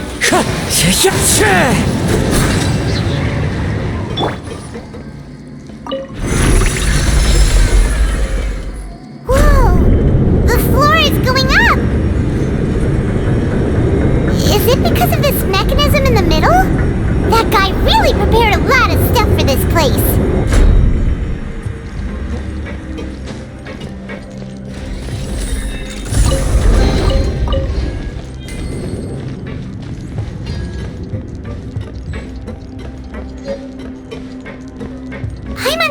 We need to go up, but Paimon doesn't see a way. Let's take a look around. Maybe we'll find a hidden mechanism that'll show us the way up.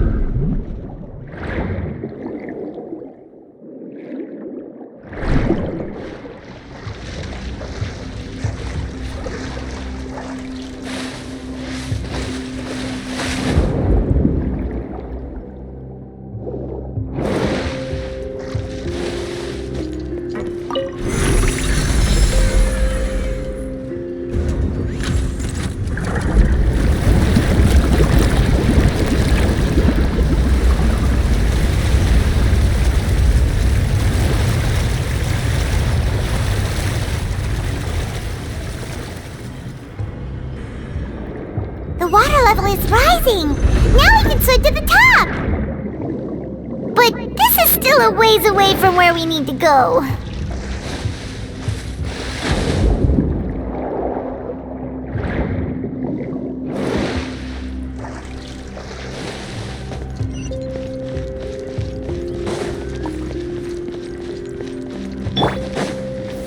Gather! Witness the power of Gook! Into the wind! Rain outlines your fate. Huh?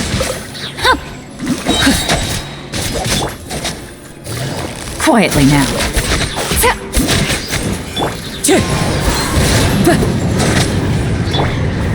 Stabilize!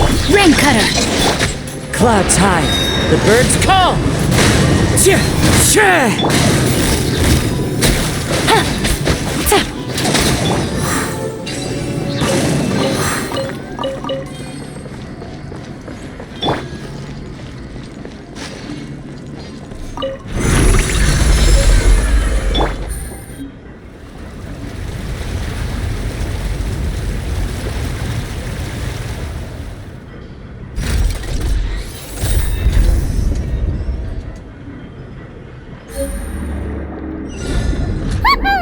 Now the path is clear! Let's go!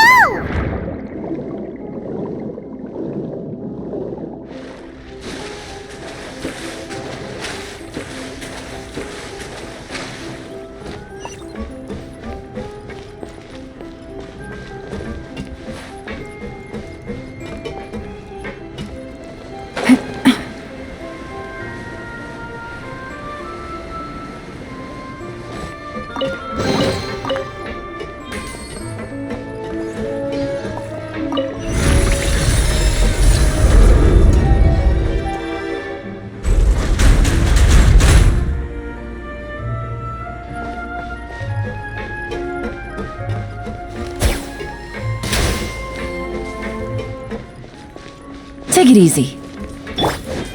I will have order! Gather! No, my sword! Huh?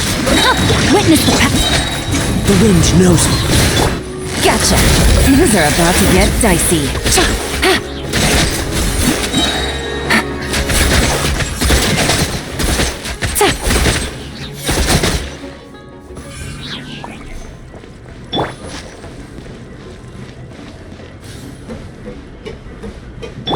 No, my sword!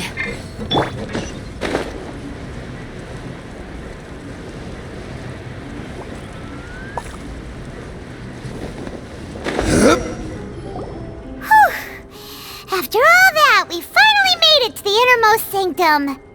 Though, as expected, the mastermind isn't here. That's right. Then let's hurry up and find some evidence so we can get back to the Opera House and help Navia!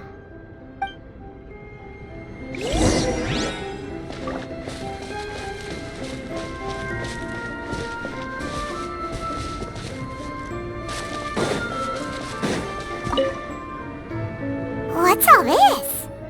Aw, it's a bunch of really cute things!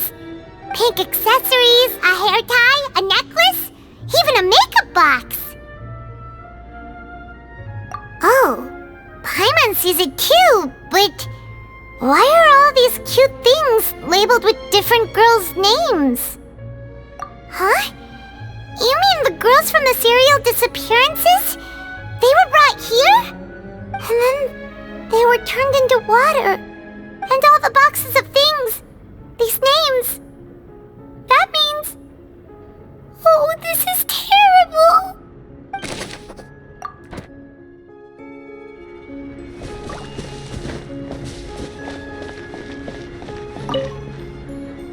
What's this over here?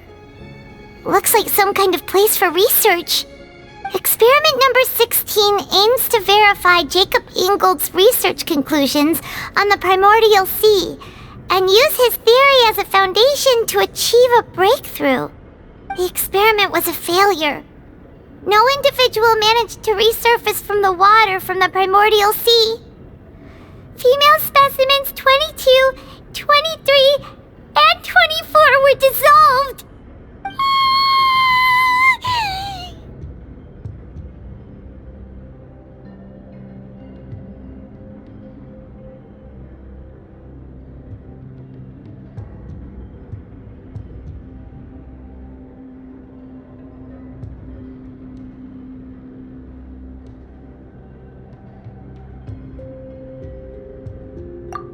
sorry, Traveler. Paimon will try her best. It's just that Paimon's never read something so scary before. How can someone write something that terrible in such a matter-of-fact tone? You read the rest. Paimon's too scared to keep going.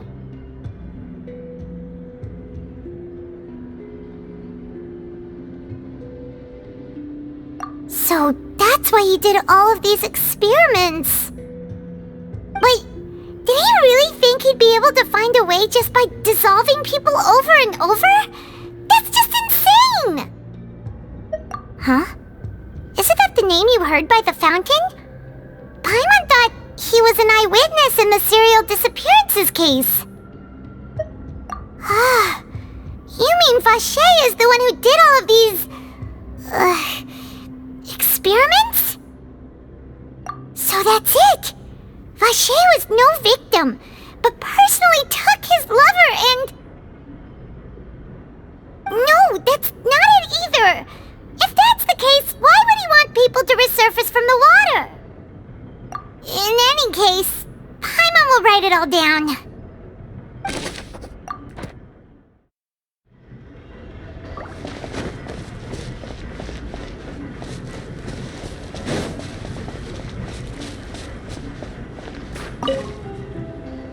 Oh, look! There's an important-looking basin over here, and it's full of water! That means this is where they make all the synth! And that special water is the main ingredient! If you dilute it with normal water, you'll get synth, but the pure stuff can dissolve a human! Paimon will take notes on this incriminating evidence!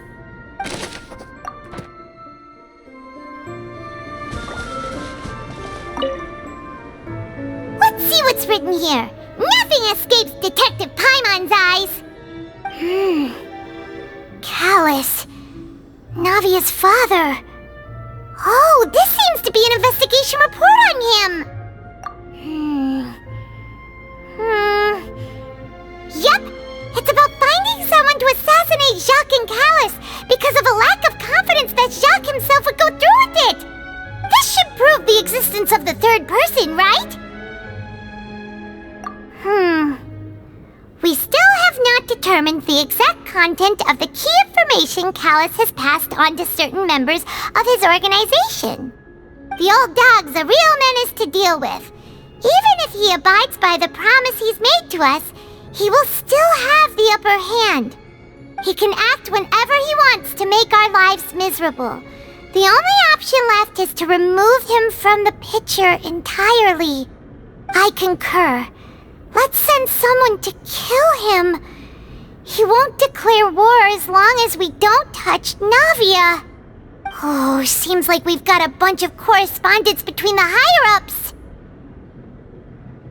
They're all just so evil.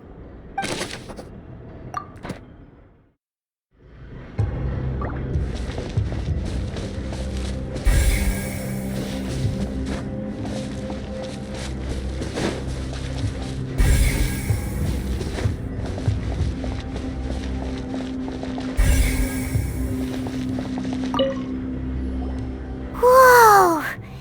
There's so much synth here!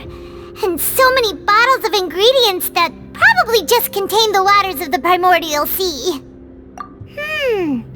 Mixing in progress, ready to drink, stock sample? Huh. They've also got all the synth pretty clearly labeled. Whoa, there's even fruit-flavored synth? Yep, it's super obvious.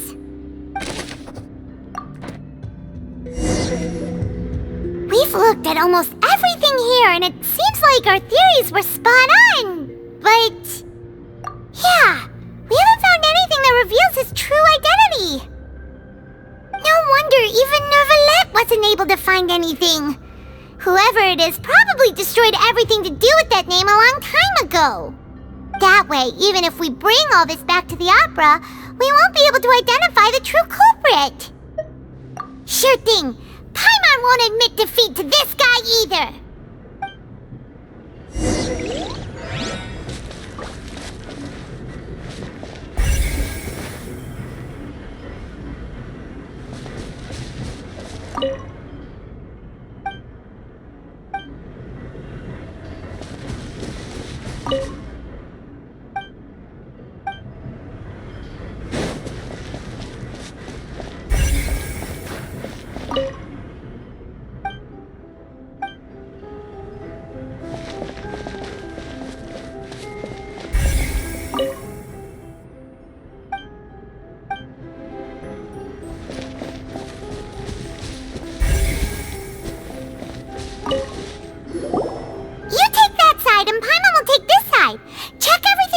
quickly. We'll find something for sure.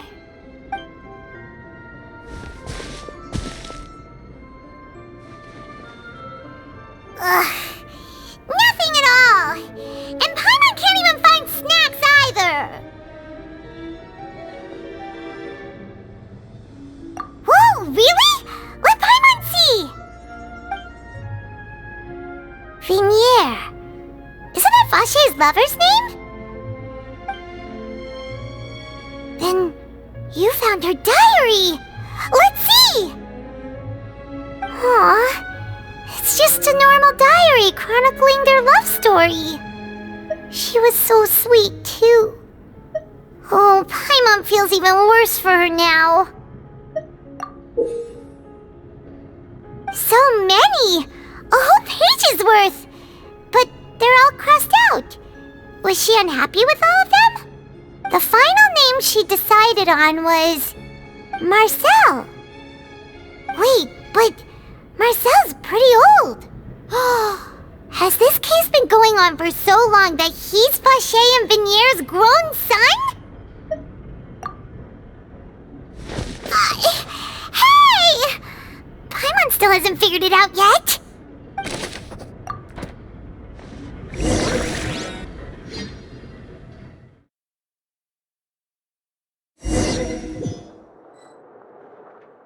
And whose image do you see, Marcel? Is it a man named Vache? Oh, so you do know that name. I'm merely surprised you'd suddenly say the name of someone I've never even heard of. I was waiting for you to say that. Navia! We're back! As expected of my partner. I just knew you'd return in the nick of time. Just how often do you intend to flout the rules of this court? It's all right, Monsieur Nervalette. Given their confidence, I expect they've found the crucial evidence.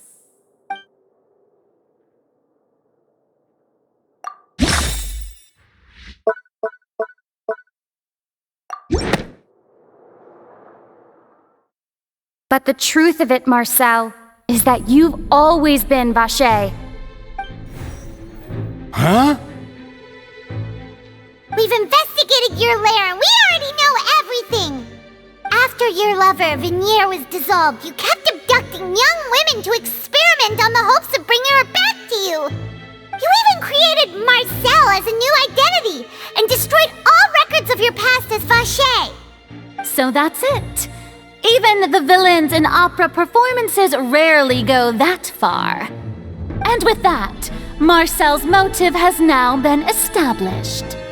This information regarding your past also dismantles your prior timing defense. Well, Marcel, do you know where you went wrong? You fixated your gaze on the lover that passed away, instead of paying attention to the living people around you. So, you never noticed how we changed, or how we grew as individuals. You also never understood Boss's real expectations for his daughter. Or our determination to see things through. Your determination. Mr. Marcel, please speak up now if you would like to defend yourself. Otherwise, the trial will move on to the next stage. Do you really think I wanted to do any of this? Pay attention to you? What for? Have you ever paid attention to me? Ever empathized with my pain? Ever known how it feels to watch the love of your life dissolve right in front of your eyes? No one helped me. No one even believed me. All those decades ago, even the officers from the Maison Gardiennage were laughing at me. They said there's no way a human being can turn into water. So I must have gone mad from grief. Vinier's death was brushed away by all of you as if it didn't matter at all. Well, now you know, don't you? Ha! Well, it's too late now. All those who were dissolved are gone forever. You only have yourselves to blame.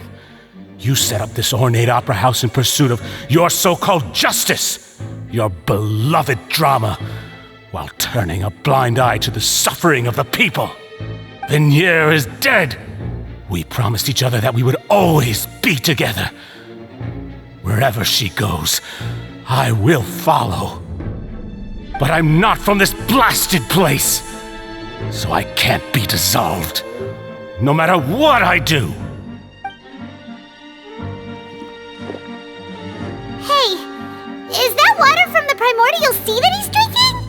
I can't dissolve! Can't dissolve! Can't dissolve! Do you all see? I can't go, I can't follow. So if I can't go where she is, what choice do I have but to try to bring her back? I did all of that, and in the end, that accursed Callus still got the better of me. I spent my entire life living on pins and needles, only to get stabbed by his idiot daughter at the very end. The suspect is exhibiting signs of mental distress. Guards, please restrain him. Don't touch me! Don't anybody come near me! I still need to save Vignere. I promise. We made a promise. Vignere. Vignere! Please, Vignere. Don't think badly of me. All I want to do is fulfill our promise. At this point, the verdict of this trial is clear.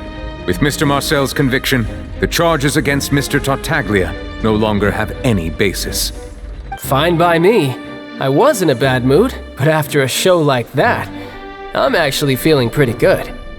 Traveler, please submit all the evidence you have collected to the guards, so that I might review and summarize the truth behind the serial disappearances case. The man now known as Marcel was originally named Vacher and worked as an adventurer with his partner and lover Vignere. During an underwater expedition, Vignere accidentally came into contact with water from the primordial sea and was dissolved in front of Vacher as a result. Vacher learned of the primordial water's existence through the work of others and began to kidnap young women for research, with the goal of discovering a method to restore Vignere back to life. To cover his tracks, he invented the new alias of Marcel and began to operate a business in Poisson. During the course of his research, Vacher discovered that a diluted concoction of water from the primordial sea can induce feelings of euphoria, and began to manufacture and market synth. However, as he accumulated wealth to fund his continued research and expanded the scope, he came into conflict with Spina di Rosula. After exchanging blows with Spina di Rosula for many years, Vacher decided to assassinate their president Callus at a banquet. Although the assassination did not go as Vacher expected, he was able to turn Callus into the murder suspect by dissolving the assassin he sent to the scene. And just recently, Vacher attempted to frame Linny as the culprit of the serial disappearances case, using a similar method. However, his attempt to frame Linny failed, and the power of water from the primordial sea became public knowledge. This case also exposed enough of Vacher's machinations that he was eventually successfully charged in court. Thus concludes the enigmatic history of the serial disappearances case, with the truth revealed to all.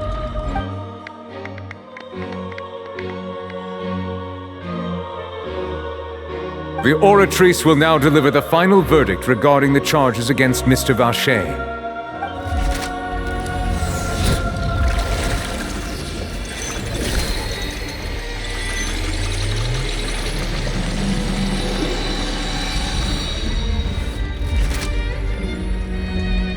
According to the judgment of the Oratrice Mécanique d'Analyse Cardinale, Mr. Vacher is guilty.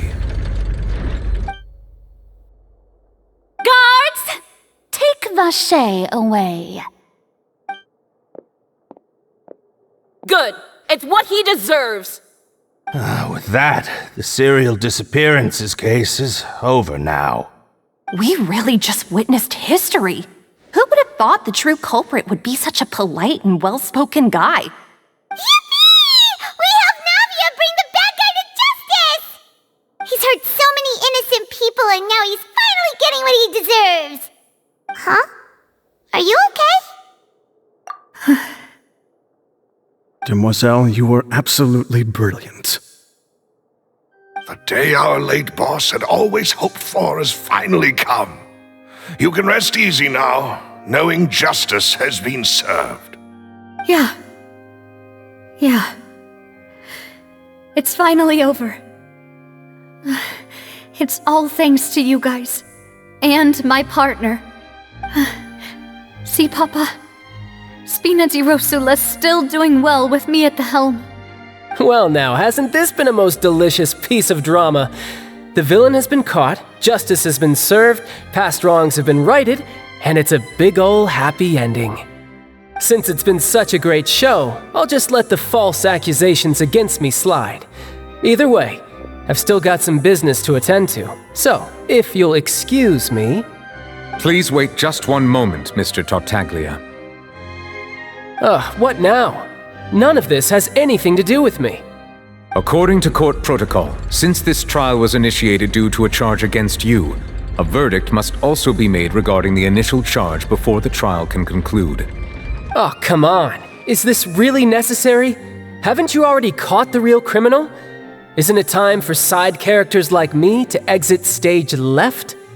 Please respect the laws of Fontaine. This has always been the rule. All right, but this sure is a lot of hassle. All I need to do is stand over there, right? Let's just get this over with. Through evidence presented in the public trial that was just held, it has been established that Mr. Tartaglia has no direct connection to the serial disappearances case. The guilty party has been identified, and thus it is logical to suppose Mr. Tartaglia is innocent of the charges. We now turn to the Oratrice Mécanique d'Analyse Cardinale to render the final verdict on the charges.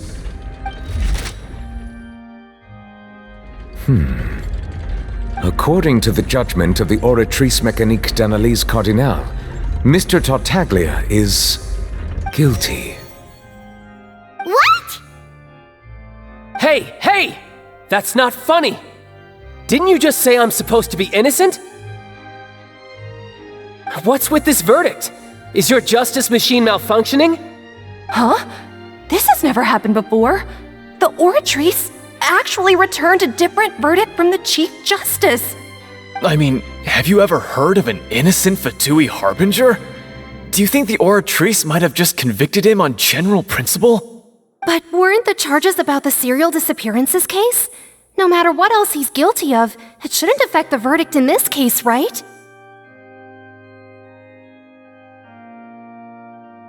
The judgment of the Oratrice Mécanique d'Analyse Cardinale is, by law, the final verdict of the court. We must accept the guilty verdict.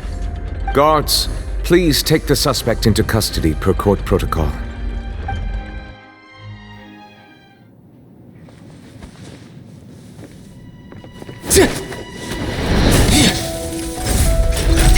So this is how justice is done in Fontaine. What a joke. You've got your rules. Well, I've got mine too!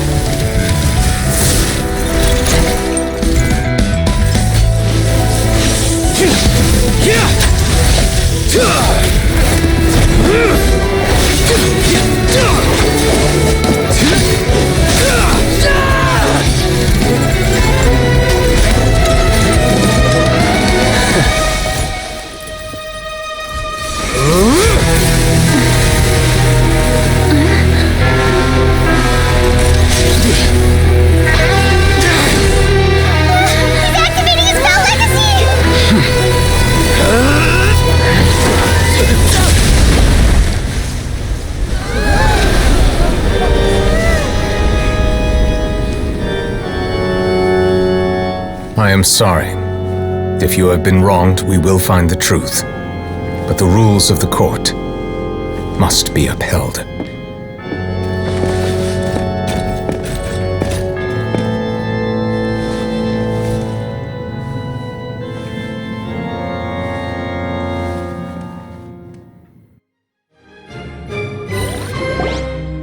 Hey, Monsieur Novelette, what's going on? Shouldn't they have been cleared already? Apologies. This is also the first time I've encountered such a situation. However, according to the rules established at the conception of Fontaine's court system, the Oratrice's judgment is the final verdict of the court. All I do is follow court procedure. As for why the Oratrice arrived at the conclusion it did, you should probably ask someone more knowledgeable than me. Why are you looking at me? I had nothing to do with it! I don't know what happened there either! Hey, stop staring at me! What does Lady Farina mean by that? She says she has no idea either, but that's impossible. Didn't she create the Oratrice herself? Yeah, so are the verdicts reliable or not? Can results like this really be called justice?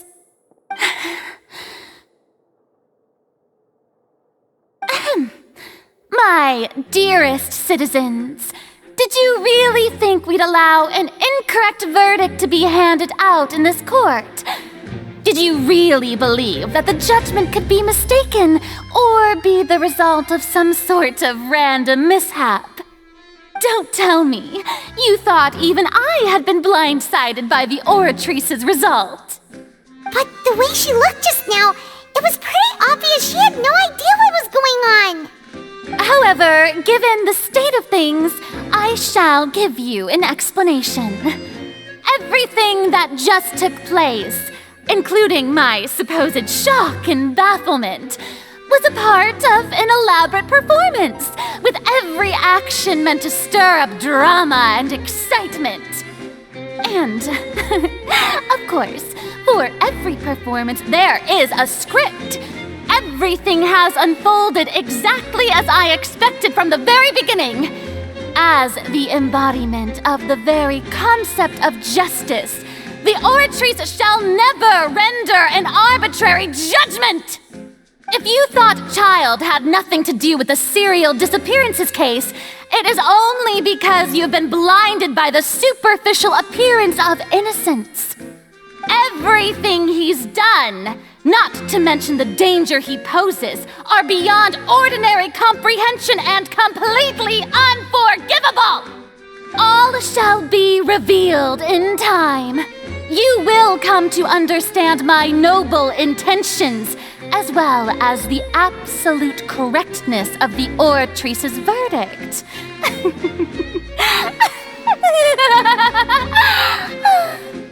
Now, having said that, although I hate to leave things hanging in suspense, it is now time for this performance to end. As the lead actress, I shall be the first to take my leave. Toodaloo! So she chose to make her escape after all, did she? So you're saying we shouldn't put much stock into what she just said? She probably just put on that performance to save face. As for the truth, it's unlikely that she actually has any idea. However, please be assured that I will continue to investigate this case in a personal capacity. Just as I promised, if the judgment has been incorrect, we will do our utmost to clear his name. All right. Even though we feel pretty badly for him, we'll take your word for it for now. After all, he's done plenty of bad stuff, so he should have known he'd go to prison someday, right?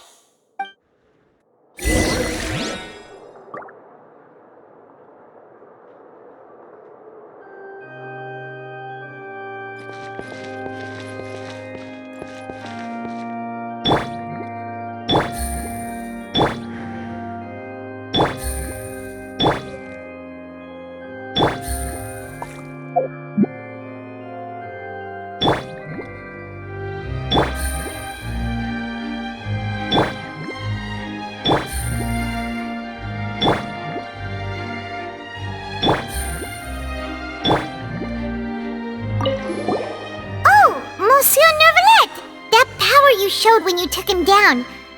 Who are you really? I'm the Chief Justice of Fontaine, of course.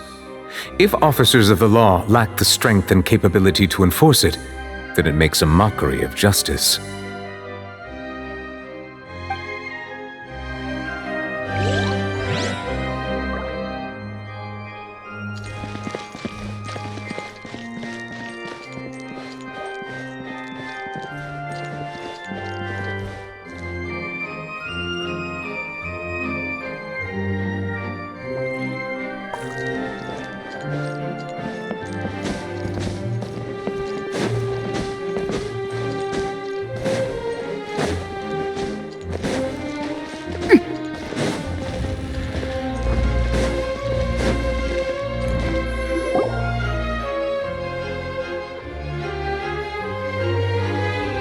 Hey, what are you doing? Quick, stop him! Traveler! Hey! Traveler! Marcel! What are you doing over here? Stop resisting arrest! Cease, or we'll add another charge to the list. No, wait! I just want to ask the Traveler something. I'm not looking to run away. Please, just let me ask this one small thing. Go on. Thank you. I was being led away when I finally realized something. Where did you first hear the name Vache? I erased all records of that name. So, unless... Are you still trying to prove your innocence? Give it up, you've already been convicted.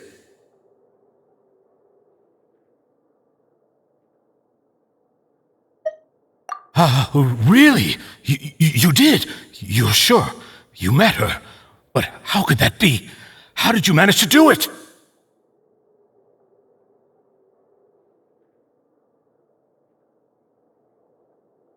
The Fountain of Lucine? Then she's been so close to me all along. And I just never... Please give me a chance to talk to her again. Just let the Traveler take me to the fountain to see her one last time. This is the last request I'll ever make in my life. You can do whatever you want to me afterwards. I don't care. What? Give an inch and you want to take a mile? Do you think serial killers get to make requests like that? Paimon agrees. Why should we give him what he wants when he's only done a ton of super terrible things? This request, is it worth as much to you as your life? Of course! Wait, no. It's worth even more than my life. Humans. Will they betray the instinct to live just to satisfy spiritual needs? Very well. I will grant your request. Your Honor, I fear that... I will go with him. You do not need to worry about any escape. In that case, I shall leave him in your most capable hands, Chief Justice. Thank you, Your Honor.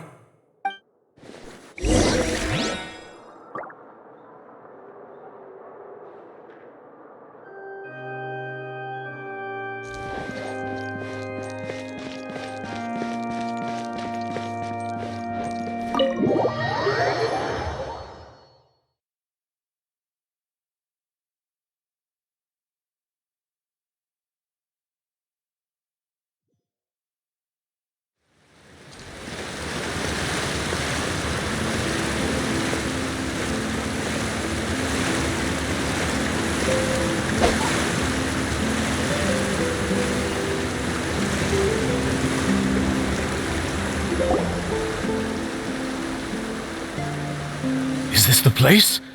You said she's here, but what do I need to do to see her?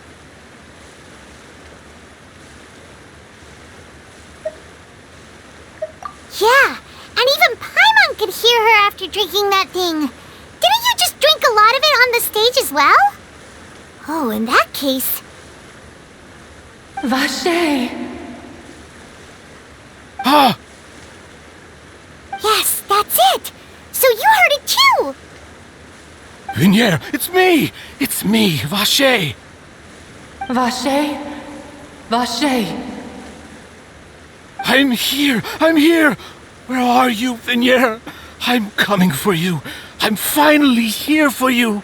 Hey, wait! Be careful! Hey, wait! Vinier, is that you? It's me, Vache! Vinier! Vache? Why did you come? Didn't I say? You don't need to look for me. You look a lot older than I remember. How long has it been? It's been more than 20 years. I've suffered for over 20 years since the day you left. All this time, only the thought of bringing you back has kept me alive. Nothing else mattered to me. I must be dreaming. Who would have thought I'd get the chance to tell you all of my feelings like this? Vignere, you are my everything. I really don't know how I could live without you. But Vache, if you ask me, this world would be better off without you. What are you saying? If not for you, I would have finished my law degree and probably become a top-tier attorney one day. If not for you, I would have continued to pursue my love of the arts, and my works would have been displayed in the Palais Mermonia itself. If not for you, I would at least have been able to take care of my mother. And she would not have grown old and died alone, with nothing but the tears on her cheeks. It's all because of your selfishness, Vache. It's all because of you. You... Wait, you are not Vignere. Who are you? You're right. I am not Vignere. I am the sacrifices. Every woman who died by your hand, as our bodies dissolved, our consciousnesses flowed back to the primordial sea. Our thoughts circulated endlessly within the primordial sea, and we were no longer individuals, but we became one, just as streams of water come together in the sea. I'm Cressy. I'm Lemony. I'm Azine. The only one I am not is Vignere. Why? But then, where is Vignere? She doesn't want to see you anymore. Every tendril of her consciousness is avoiding you. This is what you get for your selfishness. Your selfishness robbed us of our lives and our futures. You said time and time again that you'd do any and everything for her. But did you ever consider whether she'd want to see you do the things that you did? If she would despise you for what you became?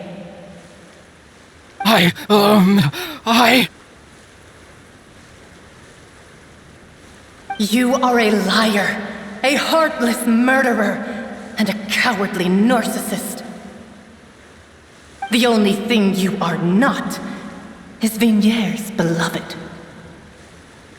From the moment your first victim died and her consciousness merged with Vignere's, she has had nothing but pure hatred for you.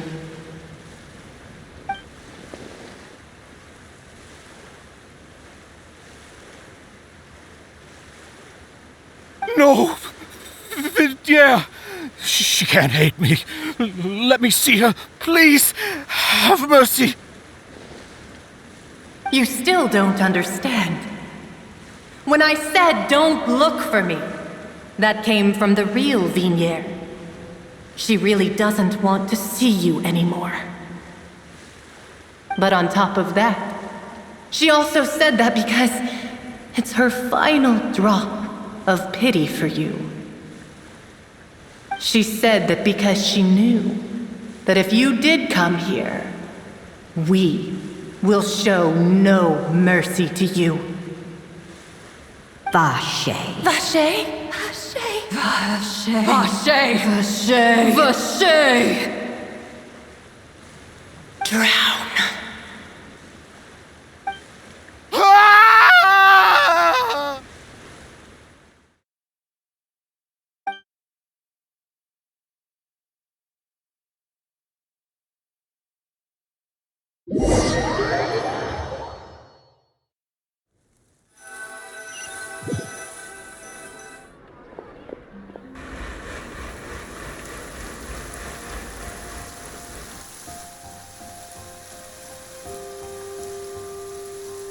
Finally, we have some time to do shopping.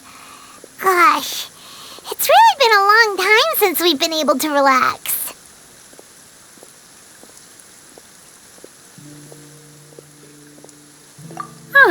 Well met, partner.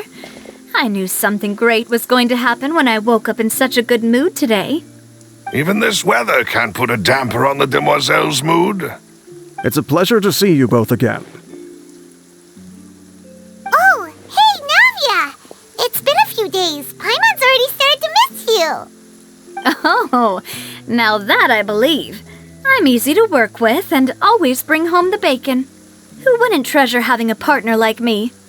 Sounds like you're really enjoying life these days, Navia. What have you been busy with since the trial? It's just been one thing after the other.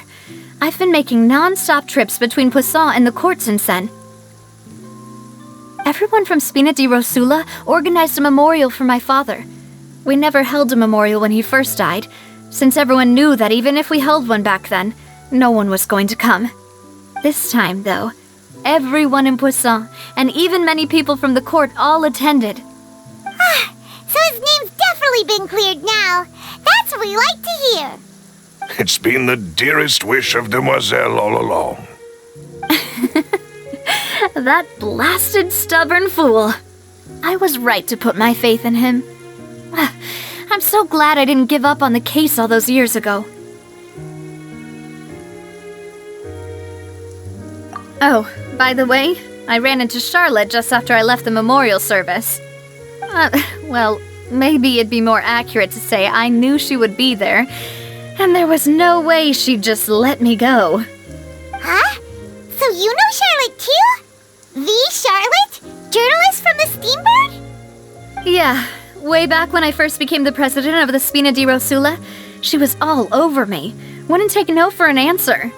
I believe the story was called The True Heart of Darkness, Secret Tales of the Yellow Rose. To be fair, though, it was a really flattering feature. So, we've been on pretty good terms ever since. She was trying to lean on our friendship to get me to do an exclusive piece on the serial disappearances case.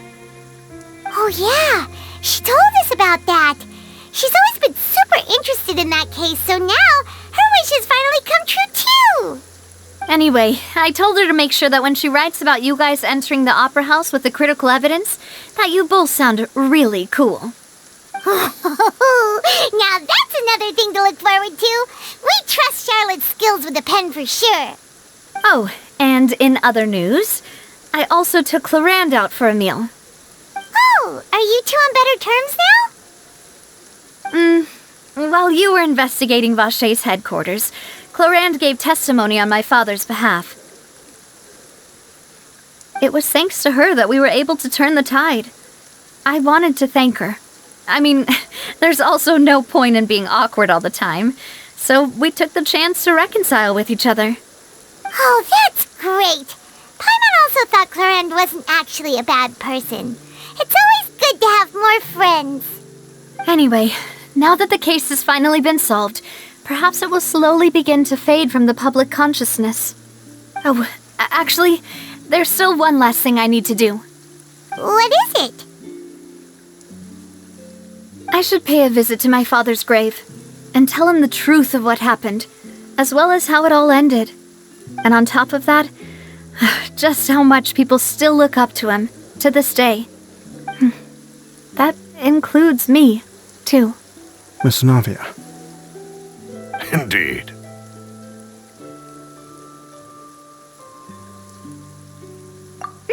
We want to go too! We also think Callus is a really admirable person. Sure thing. I'd like you two to share the moment with me. After all, without you, there might not have been such a positive ending. And in that case, everyone, let's be off. Considering the recent weather, we'll be lucky if we can reach Poisson before dark. Yeah, you're right. It's been raining non-stop for a few days now.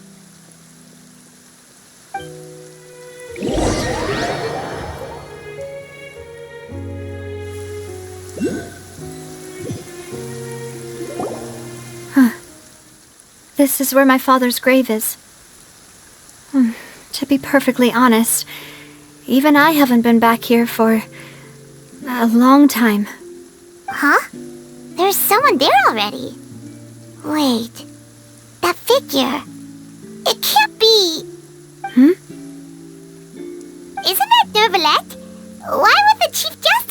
here? Huh? Navia?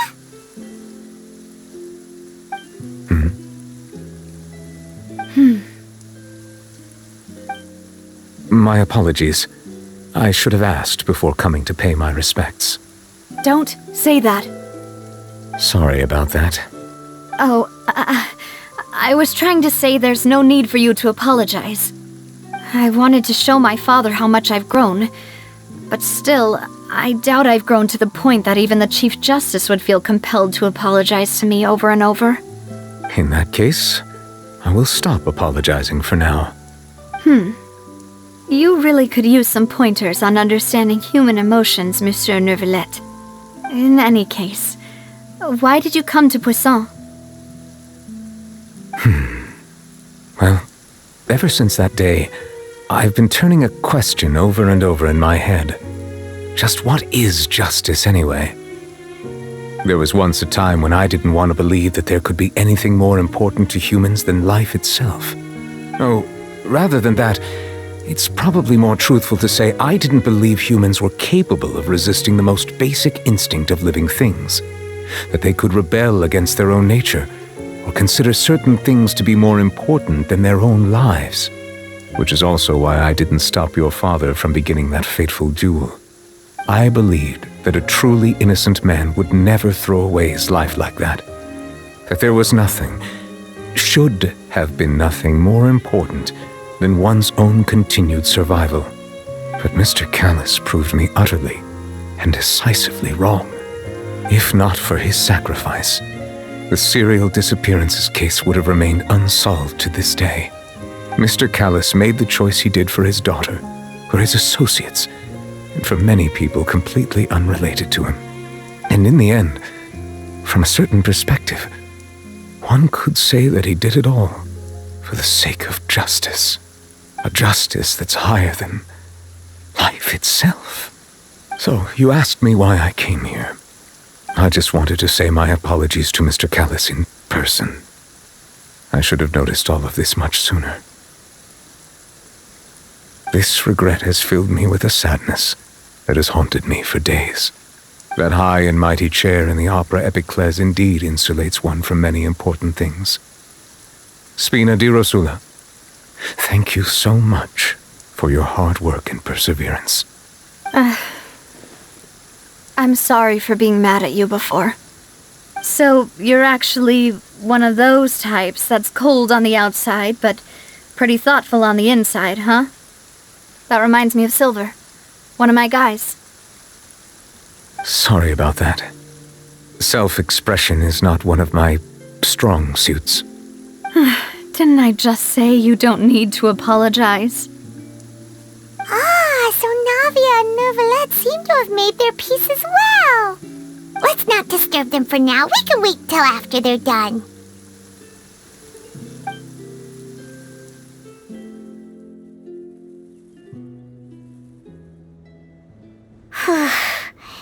Paimon's never paid respects at someone's grave before. Did Paimon do anything rude there? Huh? Oh, Paimon didn't know that was a thing. But Paimon doesn't know what she would do if she can't fly.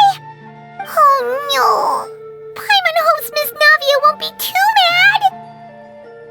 Anyway, Neuvillette is still standing around there. It's not often that we can catch him alone like this, so why don't we go talk to him for a bit? If we can't talk to Lady Farina, we can at least talk to him, right?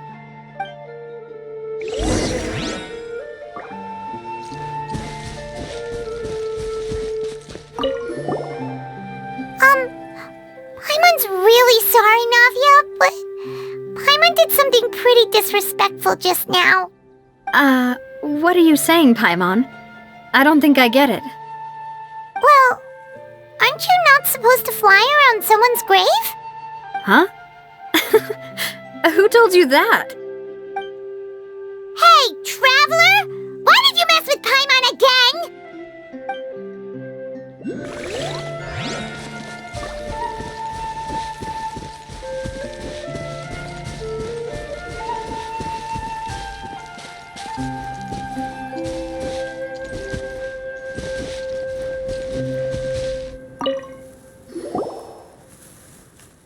meets you two. Did Miss Navia invite you to come pay your respects to her father? Mm-hmm. We ran into Navia on the streets today, so we just followed her here. I see. Then is there something that I can help you with?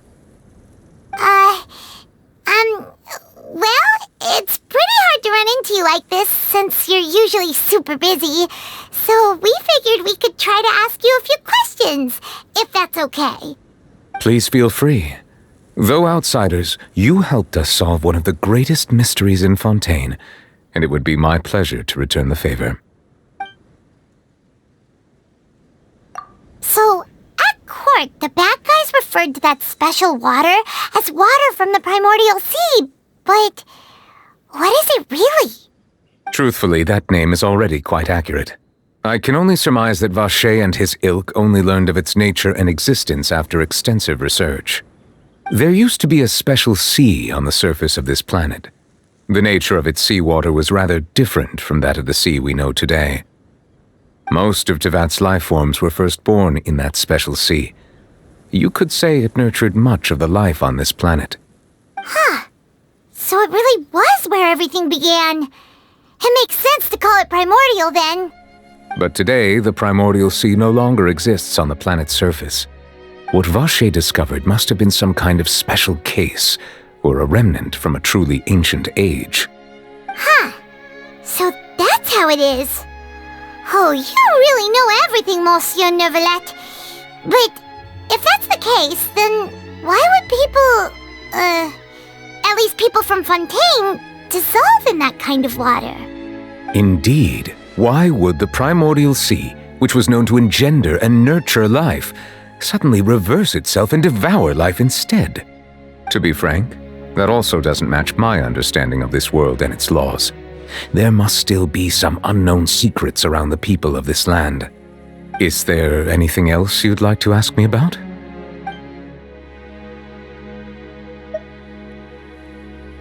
That the sea levels will rise and everyone will be dissolved in water, leaving Farina crying alone on her throne, but the sins of the people will be finally washed away for good. Does that appropriately summarize the version you've heard? That's right! It was Linny that told us back then. And that about covers all the main points. Yes, up to the present, I think we reached a point where we have no choice but to confront this prophecy directly. Rumors have it that this prophecy is rooted in the last words the former Hydro Archon left to the world before she passed away. A prophecy? Of the former Hydro Archon? Wow. This is the first time that we've ever heard of it. 2 parts of the prophecy have already proven correct. The rising sea levels and the ability of the people of Fontaine to be dissolved. We should be more vigilant and stay on the watch for further signs. Speaking of the prophecy, Farina has also always taken it quite seriously. Indeed, she has been collecting information and intelligence from across Tevat for this purpose. If the rumors were true, then perhaps this prophecy is the conundrum left to Farina by her predecessor. But with Farina being the way she is, can we really trust her to solve it? Is there anything else you'd like to ask me about? My apologies. My investigation has still not reached its conclusion. However, I still believe the judgment of the Oratrice was not rendered arbitrarily. Huh? But you also said you thought he was innocent. For many years, I have been quite aware that the Oratrice does not simply mechanically repeat the verdict that I give on each case. As a divinely created mechanism, the people's unified faith in the concept of justice is integrated into it. Not only can it produce the incredible power of indemnitium, but it likely also possesses other traits, such as self-awareness. Which is all to say, I have been prepared for a situation like this for a long time. Huh. So when Linny told us that he heard a human voice from the room where the Oratrice's core is stored... I was not aware such a thing had occurred. Perhaps that could serve to prove my conjecture. I will add that to the list of items to investigate. In any case, I am inclined to believe that the Oratrice does have a methodology all its own. We just do not have enough information. Based on Farina's reaction, I doubt even she had any idea what was going on. She managed to bluff her way through it, though, with her time-tested twin tricks of bravado and drama. While we do intend to get to the bottom of this, for now, we regret to say that the Fatui Harbinger will just have to bide his time in the fortress of Meripede. If we did incorrectly convict him of crimes he did not commit, we will most certainly compensate him to the fullest extent allowed by the law. If you ask Paimon, the only compensation he'll want is a no-holds-barred fight with you. Is there anything else you'd like to ask me about? Your sibling, another blonde-haired traveler. I'm sorry, but I've never seen anyone who matches that description. If he ever stepped foot in Fontaine, I'm sure he followed our laws to the letter, and had no reason to appear on the stage of the opera Epicles. Is there anything else you'd like to ask me about?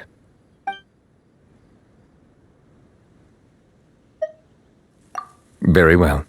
It was my honor to provide you with what answers I could. I very much enjoyed conversing with you. It will soon be time for me to leave this blissful tranquility behind and return to Palais Memornia. You really are super busy, Monsieur Neuvillette. Paimon thought you only came here to pay your respects today because you had the day off.